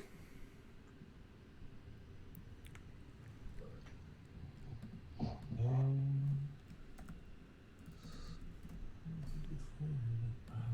dear. I am going to snipe at one of the injured, the one that 10 are injured, with a firebolt. Okay. So I don't think a 10 hits. Sadly, a 10 does not hit. Okay. Is there anything else I can do? No. I can. All right. Works. I can. I'm going to cast Spiritual Weapon as a bonus action Yep. at the same guy. I'm going to do it at... Most injured half ogre. Yeah, I'll just do it at 2nd level. Gotcha. And I will it, because it does this. It will attack at the same time. That is a 12 plus 7 is 19 to hit. That'll hit. And that is 6 points of force damage. 6 points of force So damage. the spiritual weapon will keep dancing around this ogre as it moves around. Yeah, remind us what your spiritual weapon looks like again. Oh, it's very straightforward. It's just a night black dagger that flits around and gets stabs in here and there. Okay. Very good. All right, that was Jacob. Ethan, it is your turn. So Ethan is going to, as we're approaching, he's going to stop behind the rest of the party, so that they're in front of him, and he is going to cast Mage Armor on himself.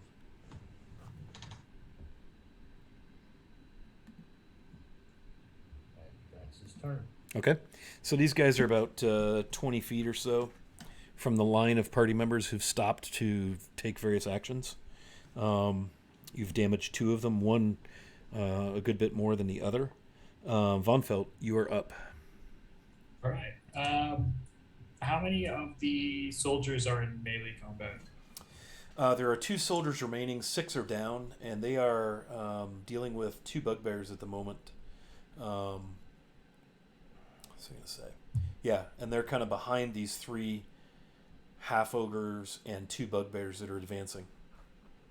I want to see if I can hit one of the bugbears to see if I can free up one of these soldiers. Okay, so you're going to hit a bugbear that's engaged with a soldier. I'll take a first shot regular. 14. 14. Your armor or your arrow. He just kind of turns it aside. He's got like a buckler type shield, which for a good sized dude is almost like a small shield, really. Turns it away. I suppose +2 would help. All right, Yes, actually, yes, a +2 would hit. Oh, So you could use one of the party's +2s. You currently have 29 of them. then yes, I will use one. Yeah, good. Get that damage through. It's 1. I'm going to roll that.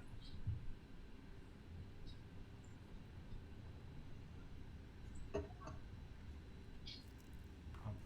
4, but it's 13 damage. Okay.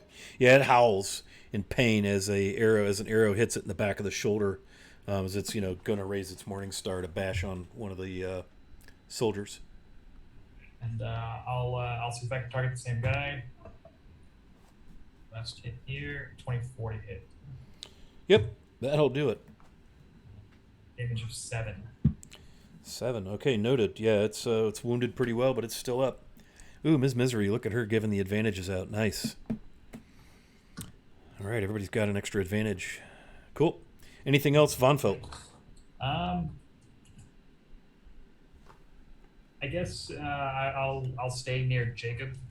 So if anyone were to approach, I'm a better target.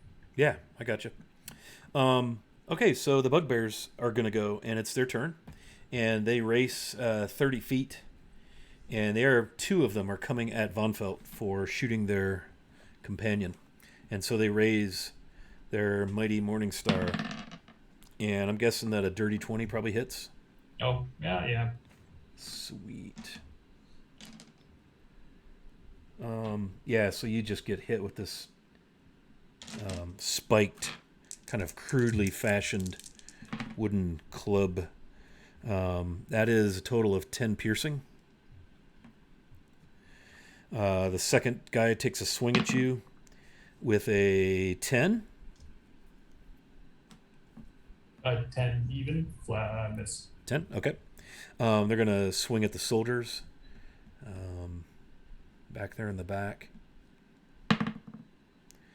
Hits a soldier with his Morning Star, doing some serious, nasty damage.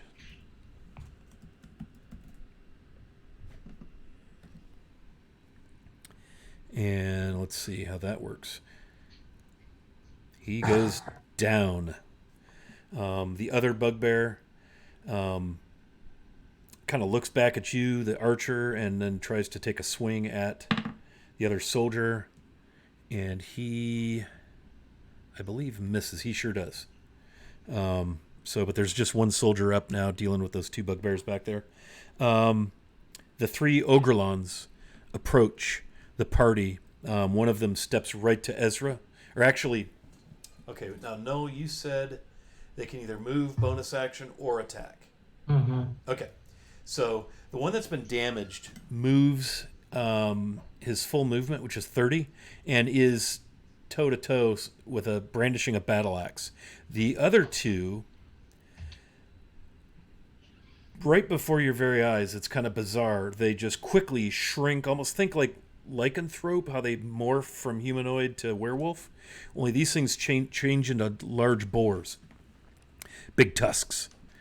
And you hear them snurfling and snorting. That was their action, so they can't do anything else.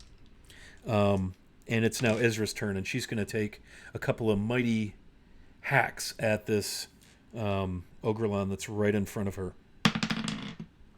Oof, 19 on the die. That's going to hit. I'm guessing she's going to be using the old flame tongue two-handed. So that is 12 plus 2d6 fire is 8 more is 20.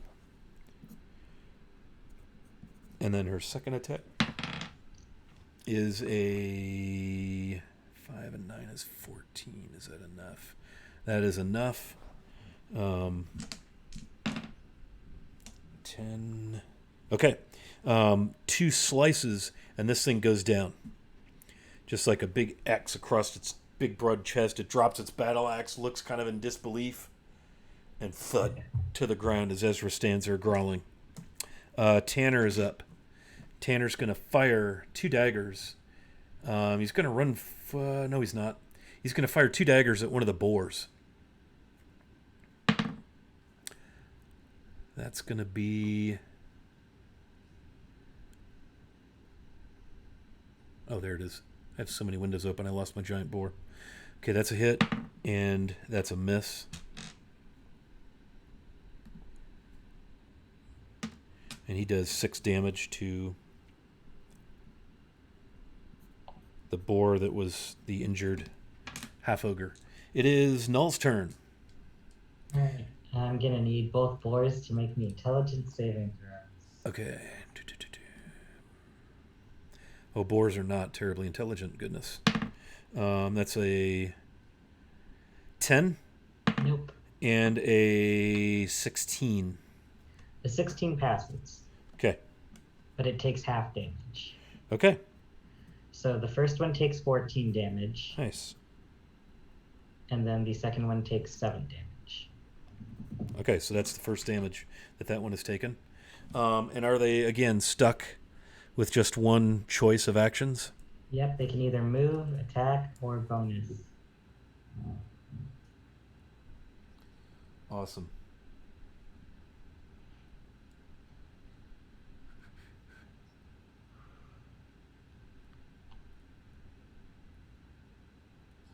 Okay. Jacob, you're up.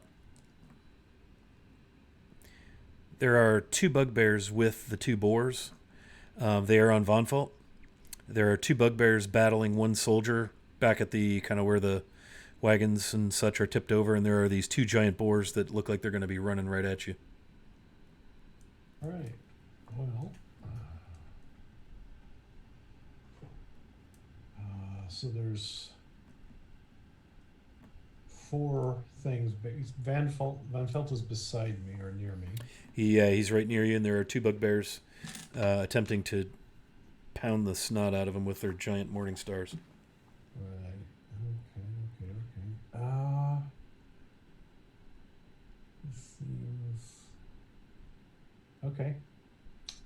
I'm going to try this because I haven't tried this one. I'm going to cast the spell Insight Greed. And what that entails is Jacob sort of stands forward holding up a lovely ruby worth about 70 gold pieces, Mm-hmm. and casts the spell. And I need a wisdom saving throw from any number of creatures I can see within range. So I'll actually do it to every hostile enemy within 30 feet of me. That's everybody. And they need to pass a wisdom saving throw. All right, so 15. the first ogre, nope. Second ogre, both in boar form right now. They both fail. Bugbear on Von Felt is a... Oh, wait a minute. I'm going to get on the right page. 15 on the die. And the other one fails. What's a 15? Did you say DC 15? Yeah. Okay, so that passes.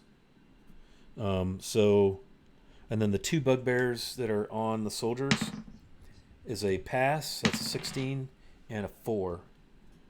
So 2 bugbears passed, 2 failed, and both of the boars failed.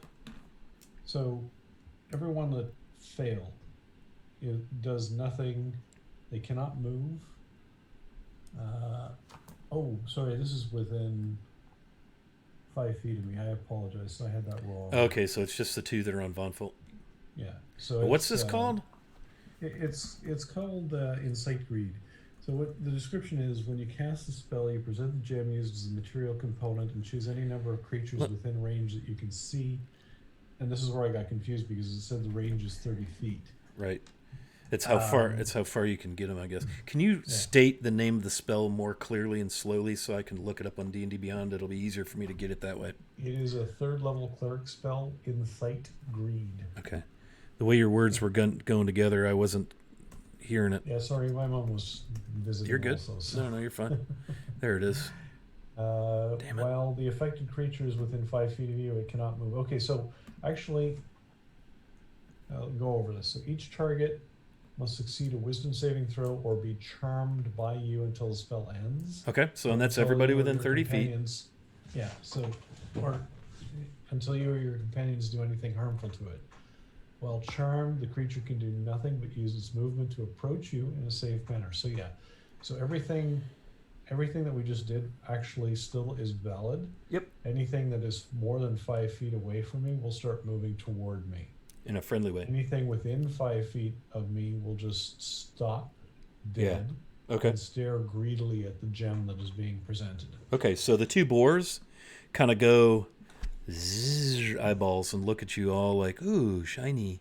And the one bugbear on Von Felt does the same thing. The other one snarls. One of the bugbears on the soldier also does the same thing. Okay, here's the kicker. Within range that can see you. When you read it, you said that you can see, which is 2 very distinctly different things. So I don't think the 2 bugbears on the soldier are going to do this. Because they're focused on bashing him down. But we'll say the guys on Von Felt.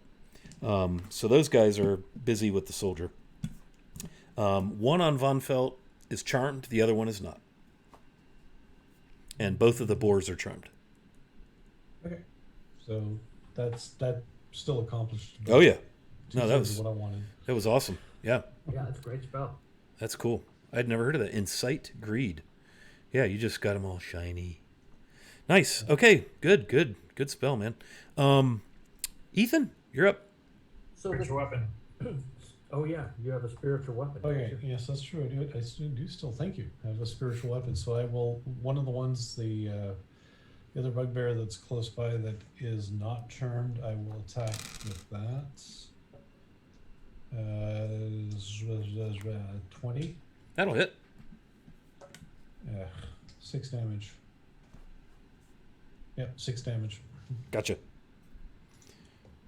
Very good. Okay, now it's Ethan's turn, correct? Yes. All right, Ethan, you're up. So go ahead. You have the 2 boars that are headed, seemingly kind of like interested in Jacob in a very friendly way. You have a bugbear that just got whomped with his dagger, stabbed with his dagger, looking at him in not such a friendly way. And then the other one that's on Von Felt is standing there staring at the gem going, hey. And then there's the 2 bugbears that are back there beating the snot out of the last soldier. And those two bugbears beating the snot out of the soldier, how are they standing in relation to one another? They're kind of side by side. They're on either side of this soldier. So what I want to do, if I can, is use my movement to circle around to line them both up. I want to line them both up. Right. Yeah, so they're 30 feet from you, and their sides are kind of facing you, the soldiers between them as you're looking at them, so you're seeing their side profile. Mm-hmm. You only have 30 feet of movement, so I don't know how you're going to get all the way around and stay away from them far enough. And then if you throw a lightning bolt, all 3 of them will be in a line. Yeah, I don't want to get the soldier. Yeah. Plus, well, I don't gave know. it my best to try to save their life, to save his Yep. life. So I won't do that. Okay.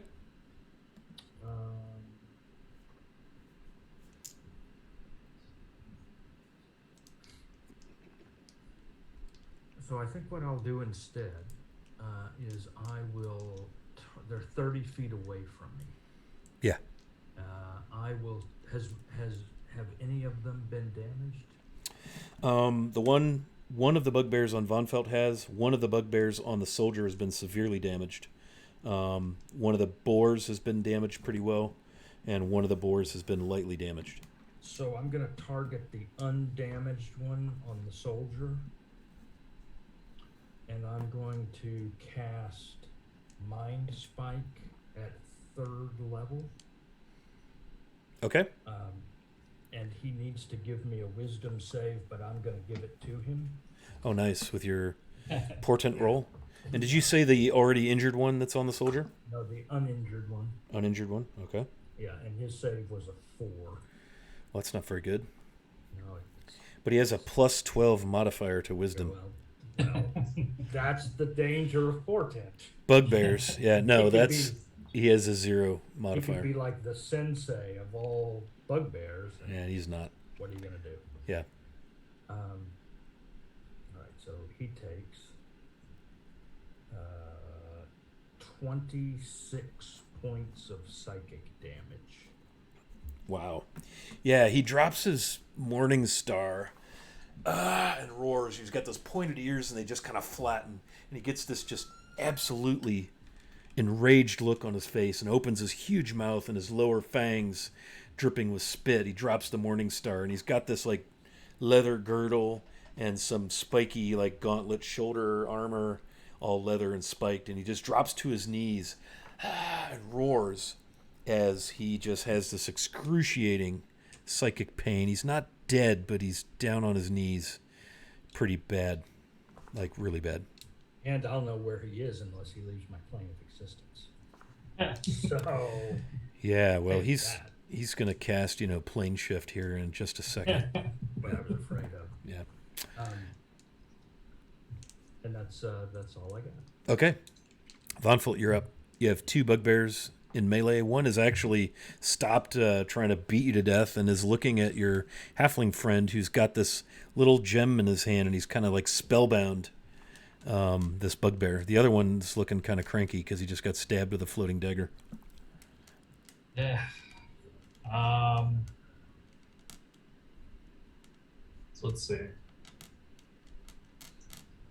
If I shoot at the guy right in front of me, it's at disadvantage. Yeah, the If I melee guy, shoot- yeah. Yeah, if I shoot at someone else that I'm not in range with, it's an opportunity attack. No, that's Or only is if you only provoke an attack of opportunity if you move out of the space of an engaged combatant. So if Okay. you stay where you are and fire at the other bugbears or one of the boars, that will not provoke an attack of opportunity. Would that be at disadvantage? Because It depends on who you shoot at. If you shoot at the I guy, want to hit the other guy that's on the soldier. okay, yeah, you can. There's 2 of them. One is now kneeling. Both are severely wounded. That would be at regular range, so no disadvantage. Okay. Yeah, I will do that. Yeah, the reason you would have had disadvantage is if you would have been firing at the bugbear in melee, because anything inside of 5 feet Flank. with a longbow, yeah. Sure. Yeah, so Alright. fire away. All right then. What's the guy I already hit? Okay. And that's a 22. Yeah, that's a hit. I rolled a 1. I'm going to reroll that. Go Piercer. Nice. That's a cool feat. Looking at 10 damage off that. Yeah, your arrow gets him through the throat. Poof. He goes down. All right. Let's see if I can do the second one. He's down, right? So, He's on a knee. yeah, 16 to hit. Yep. That hits armor class exactly. Damage of. I rolled another 1. I don't think I can do Piercer more than once a turn. Double checking. Piercer reroll once per turn. So I was 6 damage. Okay. Give me a description how you end this guy. This one's going straight through his chest and the heart. So I want the I guess pink arrow is gonna come out red on the other end. Nice. Nice Yeah, and clean it's- and quiet. Explosion of blood out the back as this guy just, the momentum of the arrow takes him over. And he drops, and the soldier's like, standing there breathing hard, clenching his longsword. The soldier turns and breaks in a run. And he comes to where you are. And let's see. Okay. Oh, yeah. And he comes right to the bugbear that just got stabbed by Jacob. I basically rolled perception and insight and rolled really high on both. And he's able to determine that that's the dude he wants. He's able to run, kind of take stock of the situation, and he's going to take a longsword attack at this bugbear, and that is a miss. I'm going to roll with advantage on this one, and that I get my second d20. That's a hit.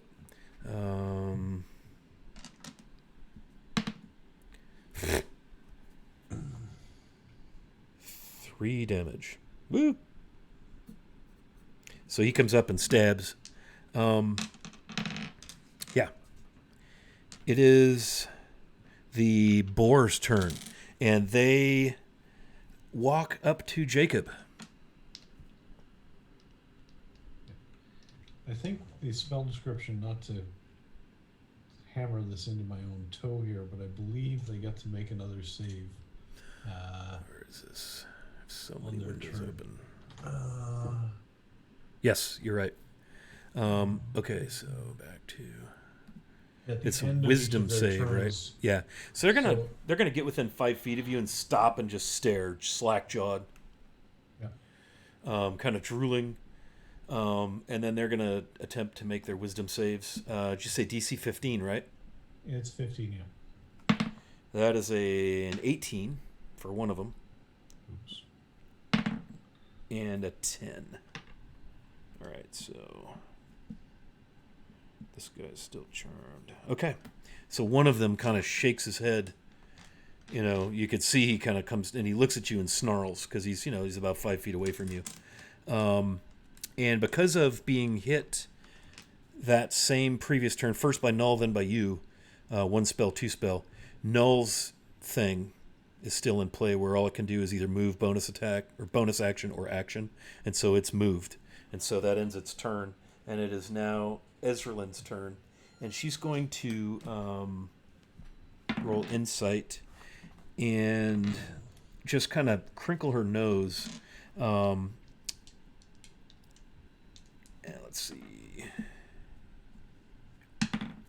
And she's going to step to the bugbear that's next to Von Felt that just got stabbed by the soldier and give it a big old swipe with a longsword. A flaming longsword, by the way. 2 swipes, 2 hits.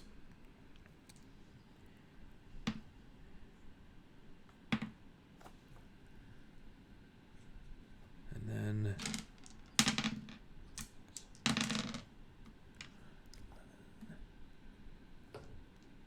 golly. And she's going to cut him down. Man, she can do some damage when she hits.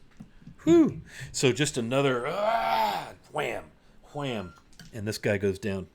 So we have now an uncharmed boar, a charmed boar that's standing there staring. One's staring at the ruby, the other one's licking its chops, standing 5 feet from Jacob. We have a charmed bugbear staring at the ruby, who's kind of between Von Felt and Jacob. And it is now Tanner's turn. Tanner is going to rush forward to check on the soldiers. And so, Null, it is your turn. You're within 10 feet of the boars. I would say the bugbear on Von Felt is probably a little further away than that. Okay. I'm gonna need the 2 boars to make me an intelligence saving throw. Okay. That's a 16 and a 9. All right, the 9 fails. So the one that rolled 16 takes half of 11, That's 5. and then the one that rolled a 9 takes the full 11 damage. Okay. And again, psychic damage. These things are bleeding out of their snouts and their ears and squealing. Whee! That kind of thing. Mm-hmm. Man, that hurt. Don't do that. Anything else? Nope, that's all I got. Okay. Unfortunately, the one when you zap it, the one that's saved, well, either way you did damage, it doesn't matter. The one becomes uncharmed. So now Jacob has 2 boars looking at him rather hungrily, snorting. Jacob, you're very aware of the fact that these things are no longer charmed because I go back and check the spell, and Yeah, if it takes damage. That's do anything fine. harmful to it. Correct. So it is your turn, however. So yeah. Awesome.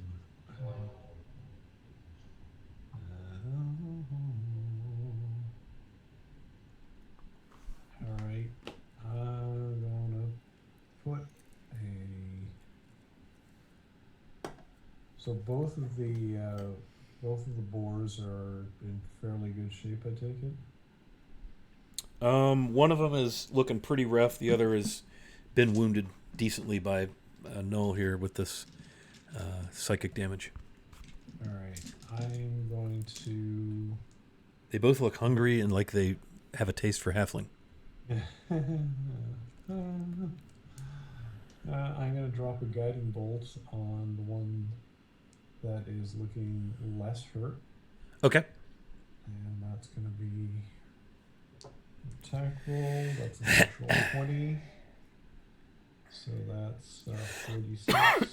That's 24 plus dice. On the one that's less hurt? Yeah. Okay. 17 and 24 is 30, 41 points of damage. Okay. Describe for me how it looks when you end this guy. Oh. Nice crit. A shaft of light just pierces its skull from the sky and bisects it straight into the ground. Divine radiance striking it down. You know what, though? Before you do that, you have to roll a second d20 because it's 5 feet away from you, which puts you at disadvantage. Does that work for...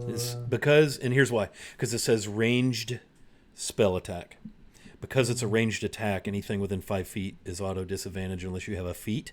Or you could spend one of your advantages to nullify the disadvantage and thereby keep your d20 roll of a nat 20. I'll take one of the advantages that Miss Misery gave to us. Okay. Use that then. Yeah, I got to be consistent with that because if it just said spell attack, I wouldn't worry about it. But it says ranged, and mechanically a ranged attack when you're within 5 feet, you're at disadvantage.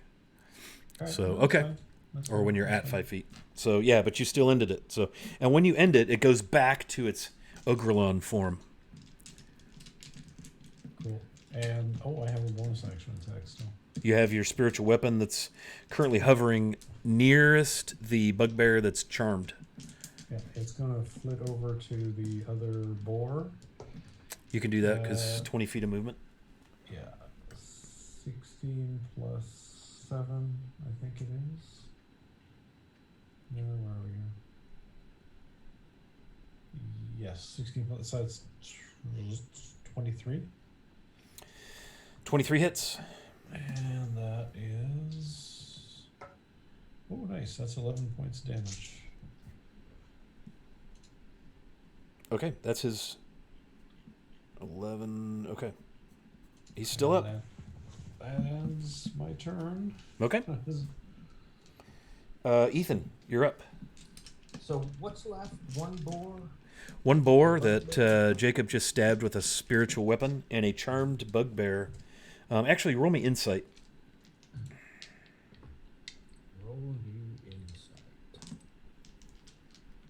Well, I got a 6. There's a bugbear standing there looking stupidly at Jacob.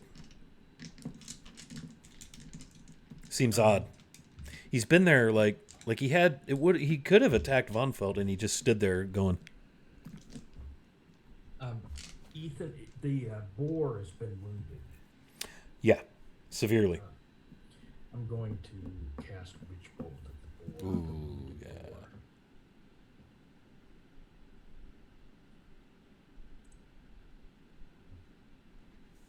Let's see. I got to 12. 12. Well, that's interesting. That hits. Oh, good. I'm sure it wouldn't.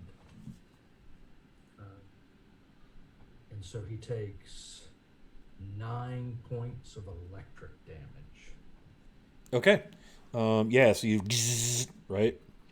And the fur on the boar kind of sizzles down, right? Some of the fur and so forth when this bolt hits it and it squeals again. And I'm not going to do that sound again because I already need a halls from the first time. Squeal! Yeah. It didn't like that. That's all I got. Yeah, and you've got this like crackling energy between you and the boar, right? Which will... Isn't that what that is? Has that... Yep. Yeah.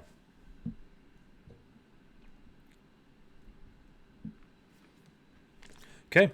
Von Folt. All right. So I have a charmed bugbear right in front of me, and there's a boar. Is the boar in melee range of me? Or am I that guy? You're probably about 10 feet. Okay, let's take him off then. Okay. Let's use sharpshooter. So I'll take a -5. Okay. Okay, I crit. Yeah. So what does it look like? I'm just gonna bolt this thing straight to the forehead. Okay. Just kind of... Bam! Yep. Yeah, he had 5 hit points, so I know that you're with a crit that's going to destroy it. Yeah. So right in the head, and the thing goes through its skull, and then it transforms back into the Ogrelon. As the bugbear stands by you, it again attempts to make a wisdom save at the end of its turn, and again fails miserably. Sorry. So if it's not dangerous, can I withdraw or step back from it? Yes. It can't, literally the thing that's charmed can't do anything. It's incapacitated, basically. Yeah, you're just looking at this thing going, what the hell? Because you're not really sure like why it's doing that. It's just staring blankly at Jacob's ruby. And this is the last one right here. Yeah, this is it. Okay. Yeah, I'm just gonna if it's fine, I'll take a step back and then use this action search and then just hit it with 2 more arrows. Okay. So maybe I can drop it. Yeah, you can do that. Yeah, back up. Feel like there's no sport in it, but still use sharpshooter. Okay. All right, let's just end this. So, not so good. I missed. So that's a 7. Yeah, that'll 8. miss. All right, so one more time, sharpshooter. That'll do it. 22.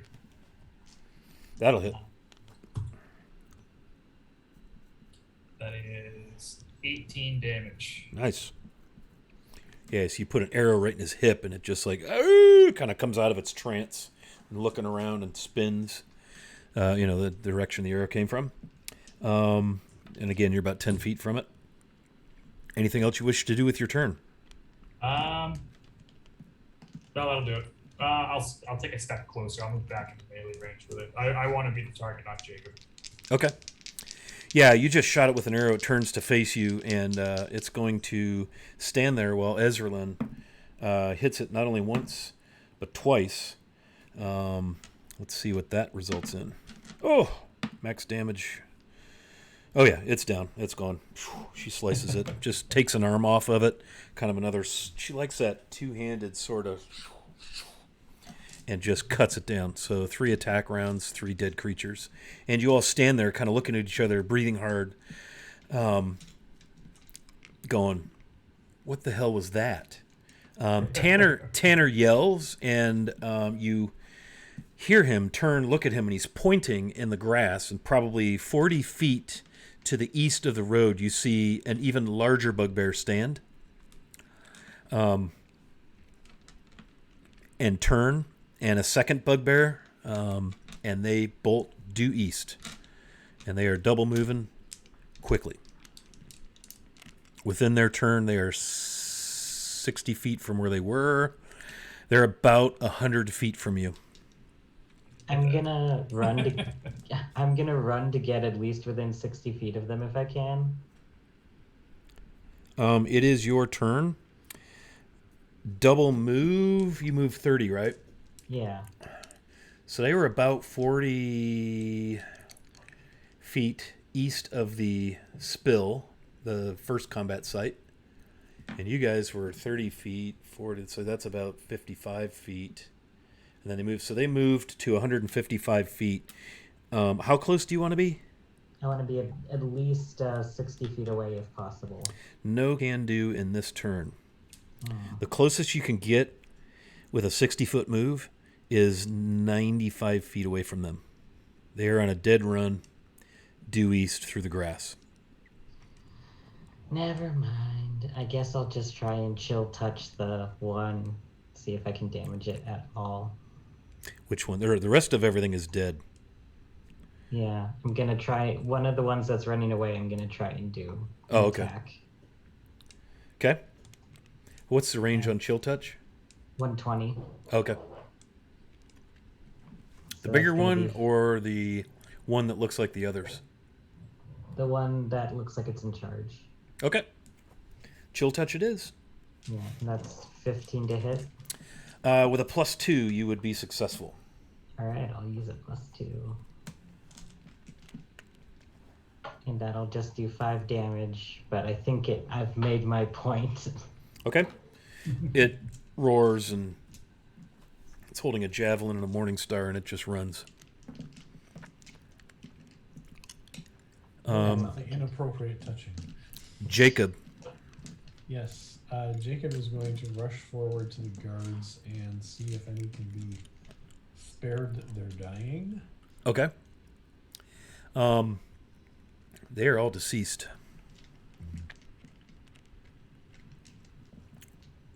All right. How far away are the bugbears? They are 100. Wait a minute. Yeah, 100 feet due east of your position at the wagons and the 7 dead soldiers. All right. I'm gonna, like Null, I'm going to semi-ineffectively pop off a firebolt at them. Yep, 120 on that one. At the big guy. Okay. 120-foot range. Probably miss. That's a 14. Correct, and a +2 will not get you there. Sorry. AC That's 17. fine. That's okay. So the firebolt just goes wide and scorches some earth. That's it. Okay. Ethan.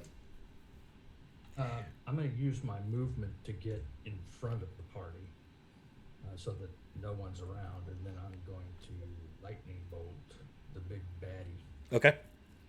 You got 120 on that one? I've got 100. 100. Yeah, so if you just took a diagonal in their straight direction, you could get, let's see. Well, they are 155 from you, so you'd have to double move to get within. I thought there were 100 of them. They're 100 from the combat where Tanner and Jacob are with the soldiers. They ran due east from there. They started 40 feet away, double moved to 100.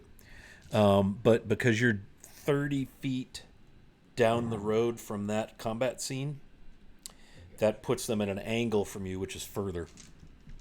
So they're at about 155 right now. Does that make sense? It does. So I'm not going to do that. Damn right it does. So I'm not going to do anything.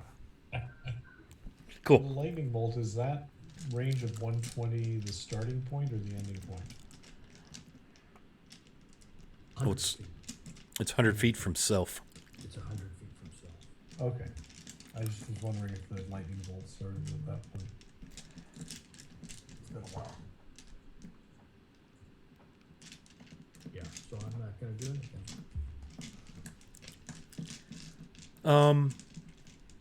All right. That leaves us with Von Felt. I'm going to move 30 feet in their direction, and then I'm going to take 2 shots at the big guy. And you're at regular range. Yeah. Because freaking longbows can shoot for days. Yeah.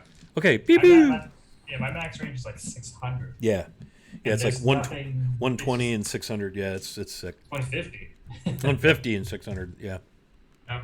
So, regular shot. It's a 19. That'll hit. And 2. I'm going to roll it.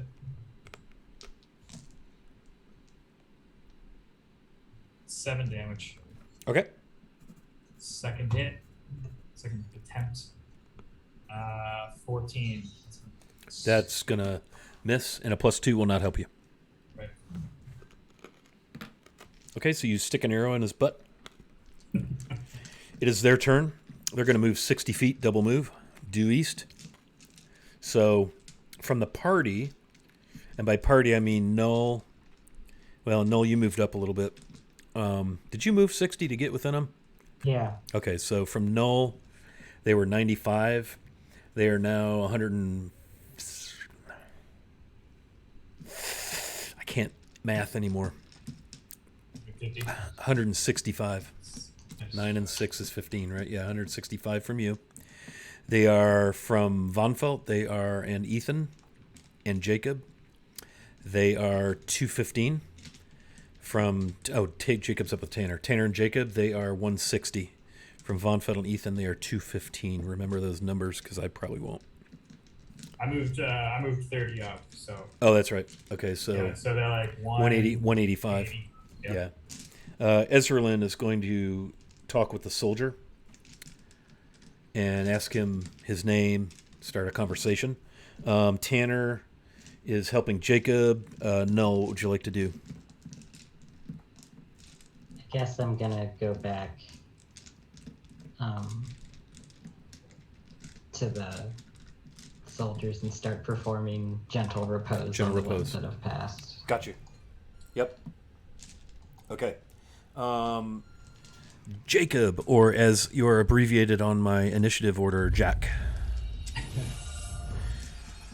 I'll take a look at the soldier that's still standing and see if he needs healing, or is anyone else in the party injured? Like, is Ezralin injured? I No. took a shot, but it's not too bad.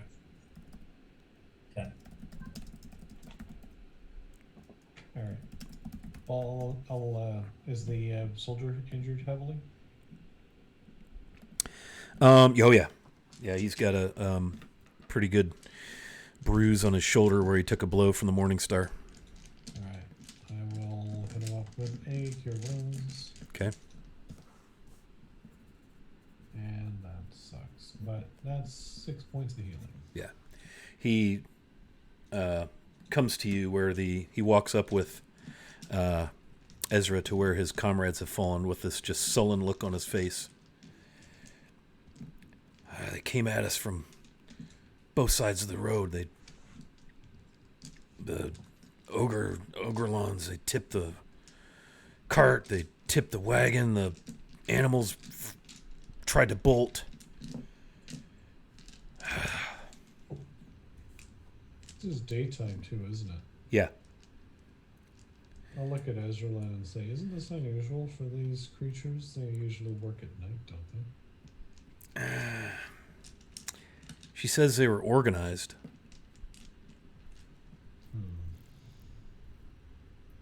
Oh well. What were you carrying?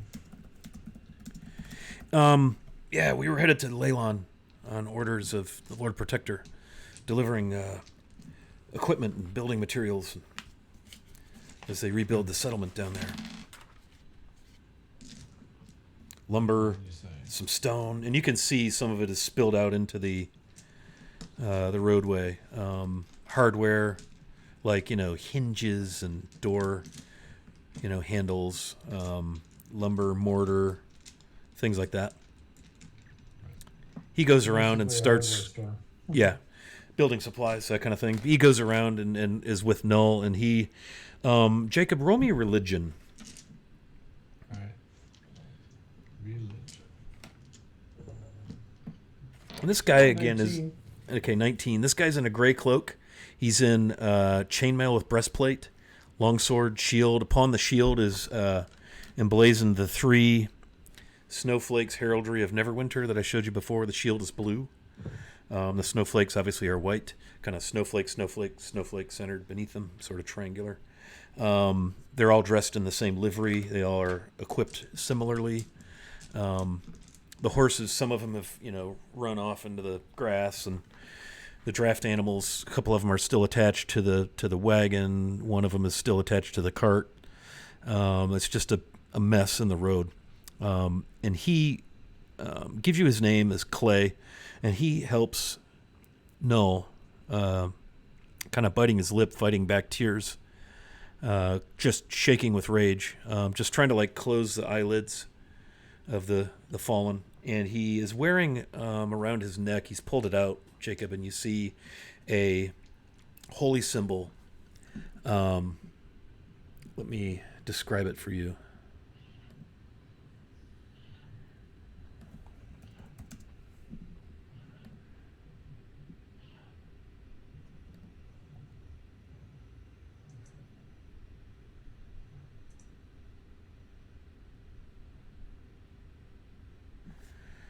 Okay, so he has a holy symbol that's like a gold hammer, and a pendant above it looks like scales of justice on it. And he also, around his neck, has a thin sort of cotton white cloth that looks like a headband maybe. But with your religion roll, you know that some soldiers, paladins, clerics, priests, judges who worship Tyr wear a symbolic strip across their eyes to symbolize Tyr's blindness. Tyr being the god of justice. Right. So, did you all follow Tyr? Some Tyr, like me, some Torm. And you can see a couple of the other guys would have Torm's holy symbol on a chain, which is a leather, looks like a hand with a leather gauntlet and metal gauntleting over the top of it, and that's a right hand, which symbolizes the right hand of Tyr that was bitten off when Tyr fought. Darn it. Left-handed mouse operation, never good. When Tyr fought with Kezef the Chaos Hound, it bit his right hand off. Right. So, how far are you out of where you started? We're out of Neverwinter, of course, and he kind of looks down at the livery on the shields. We're Neverwinter Guard and serve at the pleasure of Lord Protector. Yes, we're from Neverwinter, so we'll do what we can to get your wagons righted and perhaps get this stuff back to Neverwinter with the bodies, and we'll see about having them properly buried. We're not out here on the road. Gosh, we're closer to Leylon than Neverwinter. The bodies should go back to Neverwinter. He just kind of slumps. If you'd like, we can make for Leylon and dispatch you goods and then take the bodies home. No, we should It is a return. difficult time. We should return with the bodies. The goods can wait. Why don't we unload everything here? We can. And he starts re-rigging the draft horses so that they can pull the wagon back up. He braces the wheels that are touching the ground. It's on its side, so he braces them with he pounds a couple of pikes into the ground, javelins that the bugbears had, so that the wheels have something to press against, and he puts lumber, blocks the wheels so that he can pull with the draft horses with ropes on the top side of the wagon and flip it up. Enough.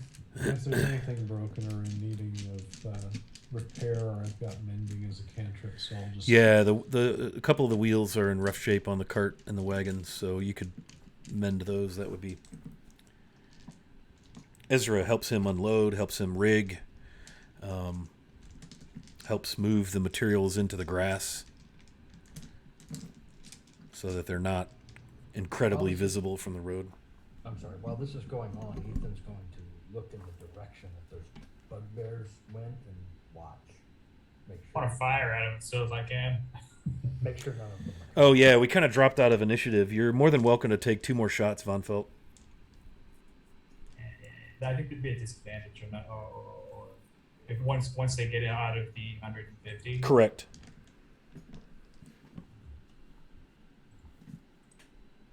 first one. This is a Dirty Harry question. That's a 16, first one. 28 on the next, face +2, will hit.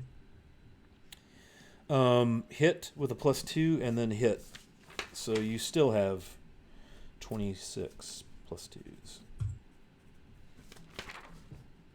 It's 12 damage. And the other one is critical. If I don't know, I have disadvantage. Wow! I rolled a 19 and a 20. Both crits. Wow, nice. Champion. And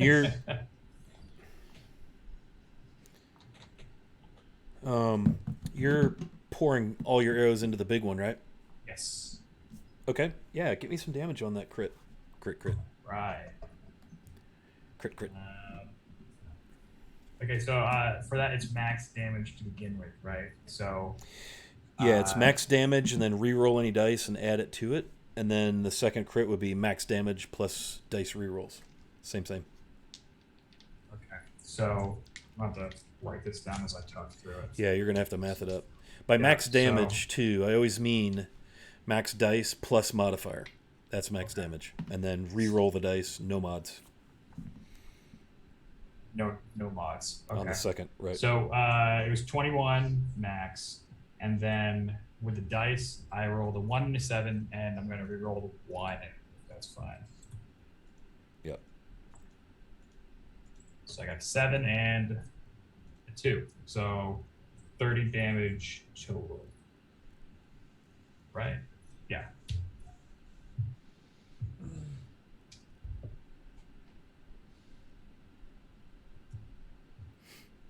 I forget what the first one was. But yeah, 31 on the crit. 30 on the crit, sorry. Total of 30 for both crits? Or is that the first crit? I only had one crit. Oh, okay. So I'm sorry. I thought you critted twice. I misunderstood. Yeah, no, it was disadvantage, so I rolled the first hit. I used the +2 to hit. Gotcha. And then on the second roll that was disadvantage, I rolled the 19 and 20. So it was a critical, and then that was. Oh, I see. Yeah. Nice. Okay. But you don't remember the damage on the first one. It might be in my. Either that or just go ahead and roll it. That's fine. Not a big deal. Okay. I'm trying to see if it's in the log. Thought it Yeah, was don't worry 18, about it. but I don't know for sure. I rolled again. I got a 9 total. 9. Ha! That's funny. Okay. The big dude drops. Exactly. The other guy just kind of looks over his shoulder and is going to continue on. Yes. Will Smith behind the wheel of the car. It's what I do. Yeah, you dropped him, man. Just beautiful. Well done. Totally cinematic. It's like you're timing the wind. It's like a sniper shot. And you see the little puff of blood. Poof, down he goes. You're like, I know people are moving around me, but I don't see any of it. Which is, right. Yep. In the meantime, we're also shaking down the corpses of the baddies and looking for anything of value or loot. Sure. Yeah, so you see on these guys some like face sort of like reddish, almost maybe blood colored smudge. Roll religion. And investigation together. Okay. The religion's a 17, the investigation's a 12. Okay. The investigation, it's hard. It looks like each of them has 3 red sort of zigzag. God, it's hard telling. It's smudged. They're kind of like zigzags. Zigzag, zig, zigzag, zig, not just zigzag. So are we talking like David Bowie face paint here? Ooh. It's kind of red, smudge, like tribal. It's not like precisely done like Kiss, right? It's very, very much tribal, roughly done, smudged, sweated, bled on. And it's like each one of them has this, one in the middle, one in each temple. You think it might be some kind of a... They seem almost like shamans or something. You saw them change shape into wild boars. Right. Like druids. And they're Ezra will tell you if nobody knew, they're half ogres, Ogrellan. I'm not sure how to say that, but they're bred with orcs. It's an orc ogre combination.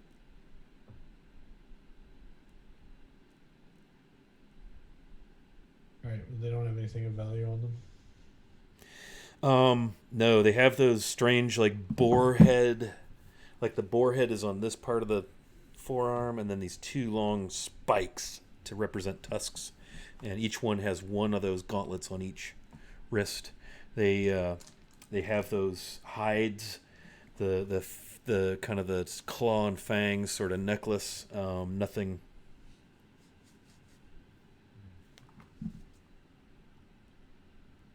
Well, I guess we'll roll them off the road as well, and opposite the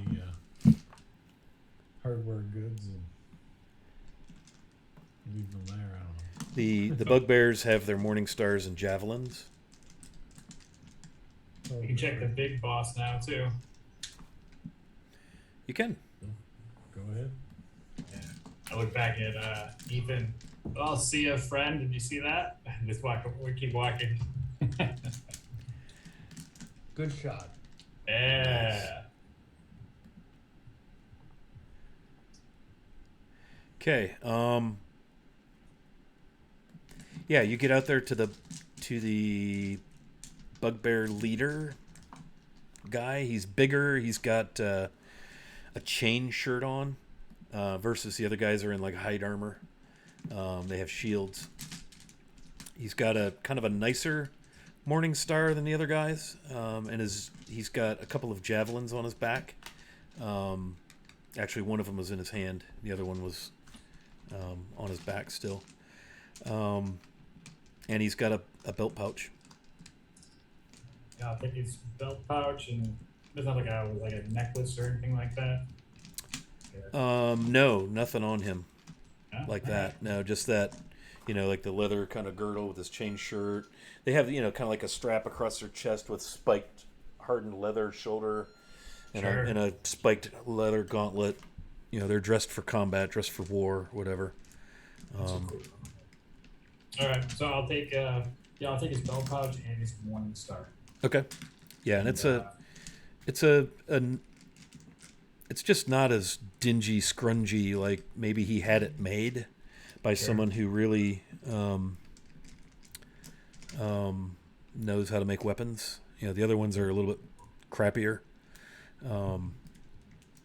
But nothing other than that. In the pouch, you'll find some teeth, some stones, some feathers, some various like bones, bits of dried meat, and 41 gold. Oh. All right. Yep. Cool. And they are water Davian dragons. Ah, I see. Cool. Excuse me. All right, yeah, I'll head back. Take whatever arrows are still useful.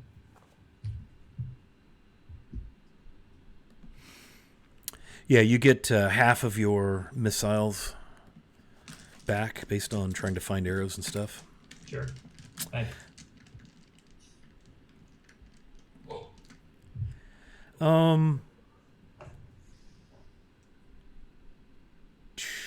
Yeah, so that's what you've got. You've got this attack on this cart. The wagon and the cart are both marked very clearly with the livery of Neverwinter on them.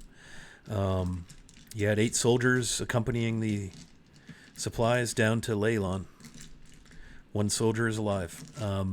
Ezra and Clay will very gently load the preserved remains of the 8 soldiers. And he will come to you, Null, and clasp both your hands in his eyes full of tears, and just bow his head. I haven't the words, but I thank you.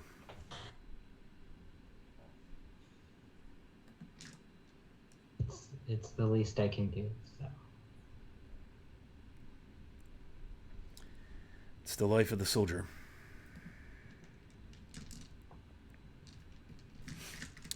Well, if you're making for Neverwinter, then we should get these wagons and cart turned around and make our way.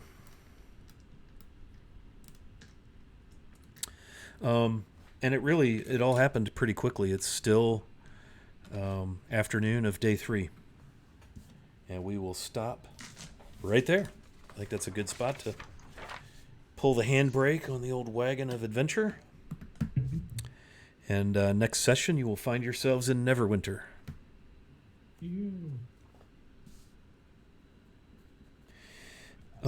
Yeah, let's go around the room and do some outros. I really, really appreciate everybody hanging out in chat. Got a host and a couple follows and stuff. Got a bit. So pretty cool that way. Sorry we lost Tanner and Ezra. That'll happen sometimes, that finicky old internet.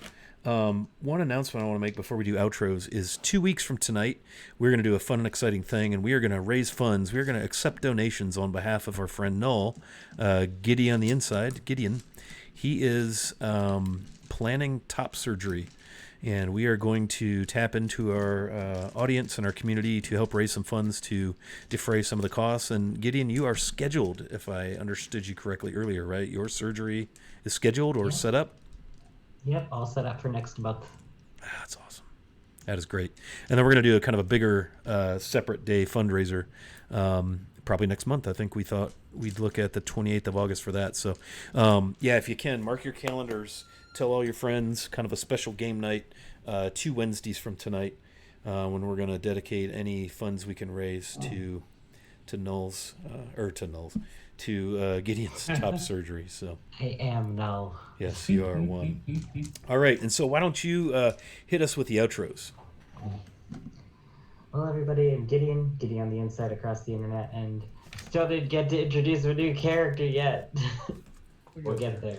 She'll be worth the wait. And just thanks for watching. This game is fun. I enjoy when Von Felt kills things expertly with his arrows.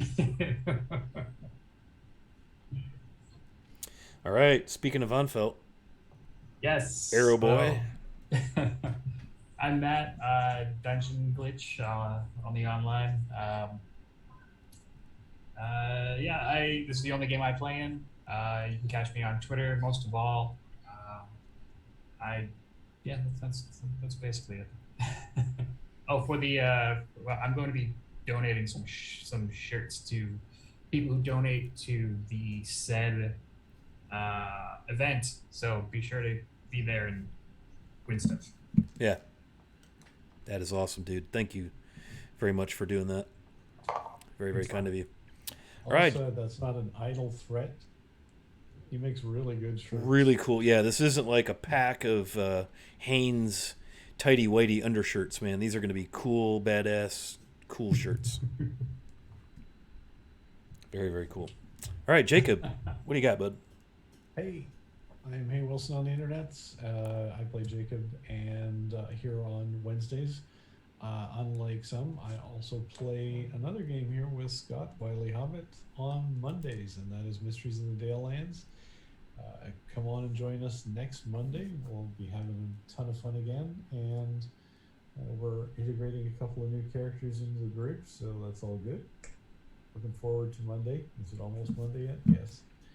And I've been enjoying this. This is a good game. Thank you. And we got a little action on the side as well. So not a boring journey day. It was also a good little bit of action. Nice. It was fun. Yep. A little situation on the road. And last but certainly not least, Ethan. Hey everybody, I'm Chris, WikiVA on Discord and Twitch. My Twitter handle is somewhere on the screen. This is the only place I play. If you want to see me play D&D, this is the only place and time you can see it. But it's a great game. I love the game. I play Ethan, who is totally fine. Everything's cool. He's Just a normal wizard making his way in the world. Normal. So normal. All right. Again, I'm Wiley Hobbit. Thanks for hanging out with us. Please, again, if you would, mention to your friends to come around here in a couple of weeks so that we can help Gideon raise some cash. I'm going to raid into my friends up in the UP of Michigan, and I think also in Minnesota. They kind of encircle Lake Superior. They're way up in the north, and they're playing D&D right now. So give them a shout when we get in there. We're going to raid them, and just appreciate everybody hanging out with us tonight. So we'll see you next time on Dragon of Icespire Peak. See you next time. Hey, Internet.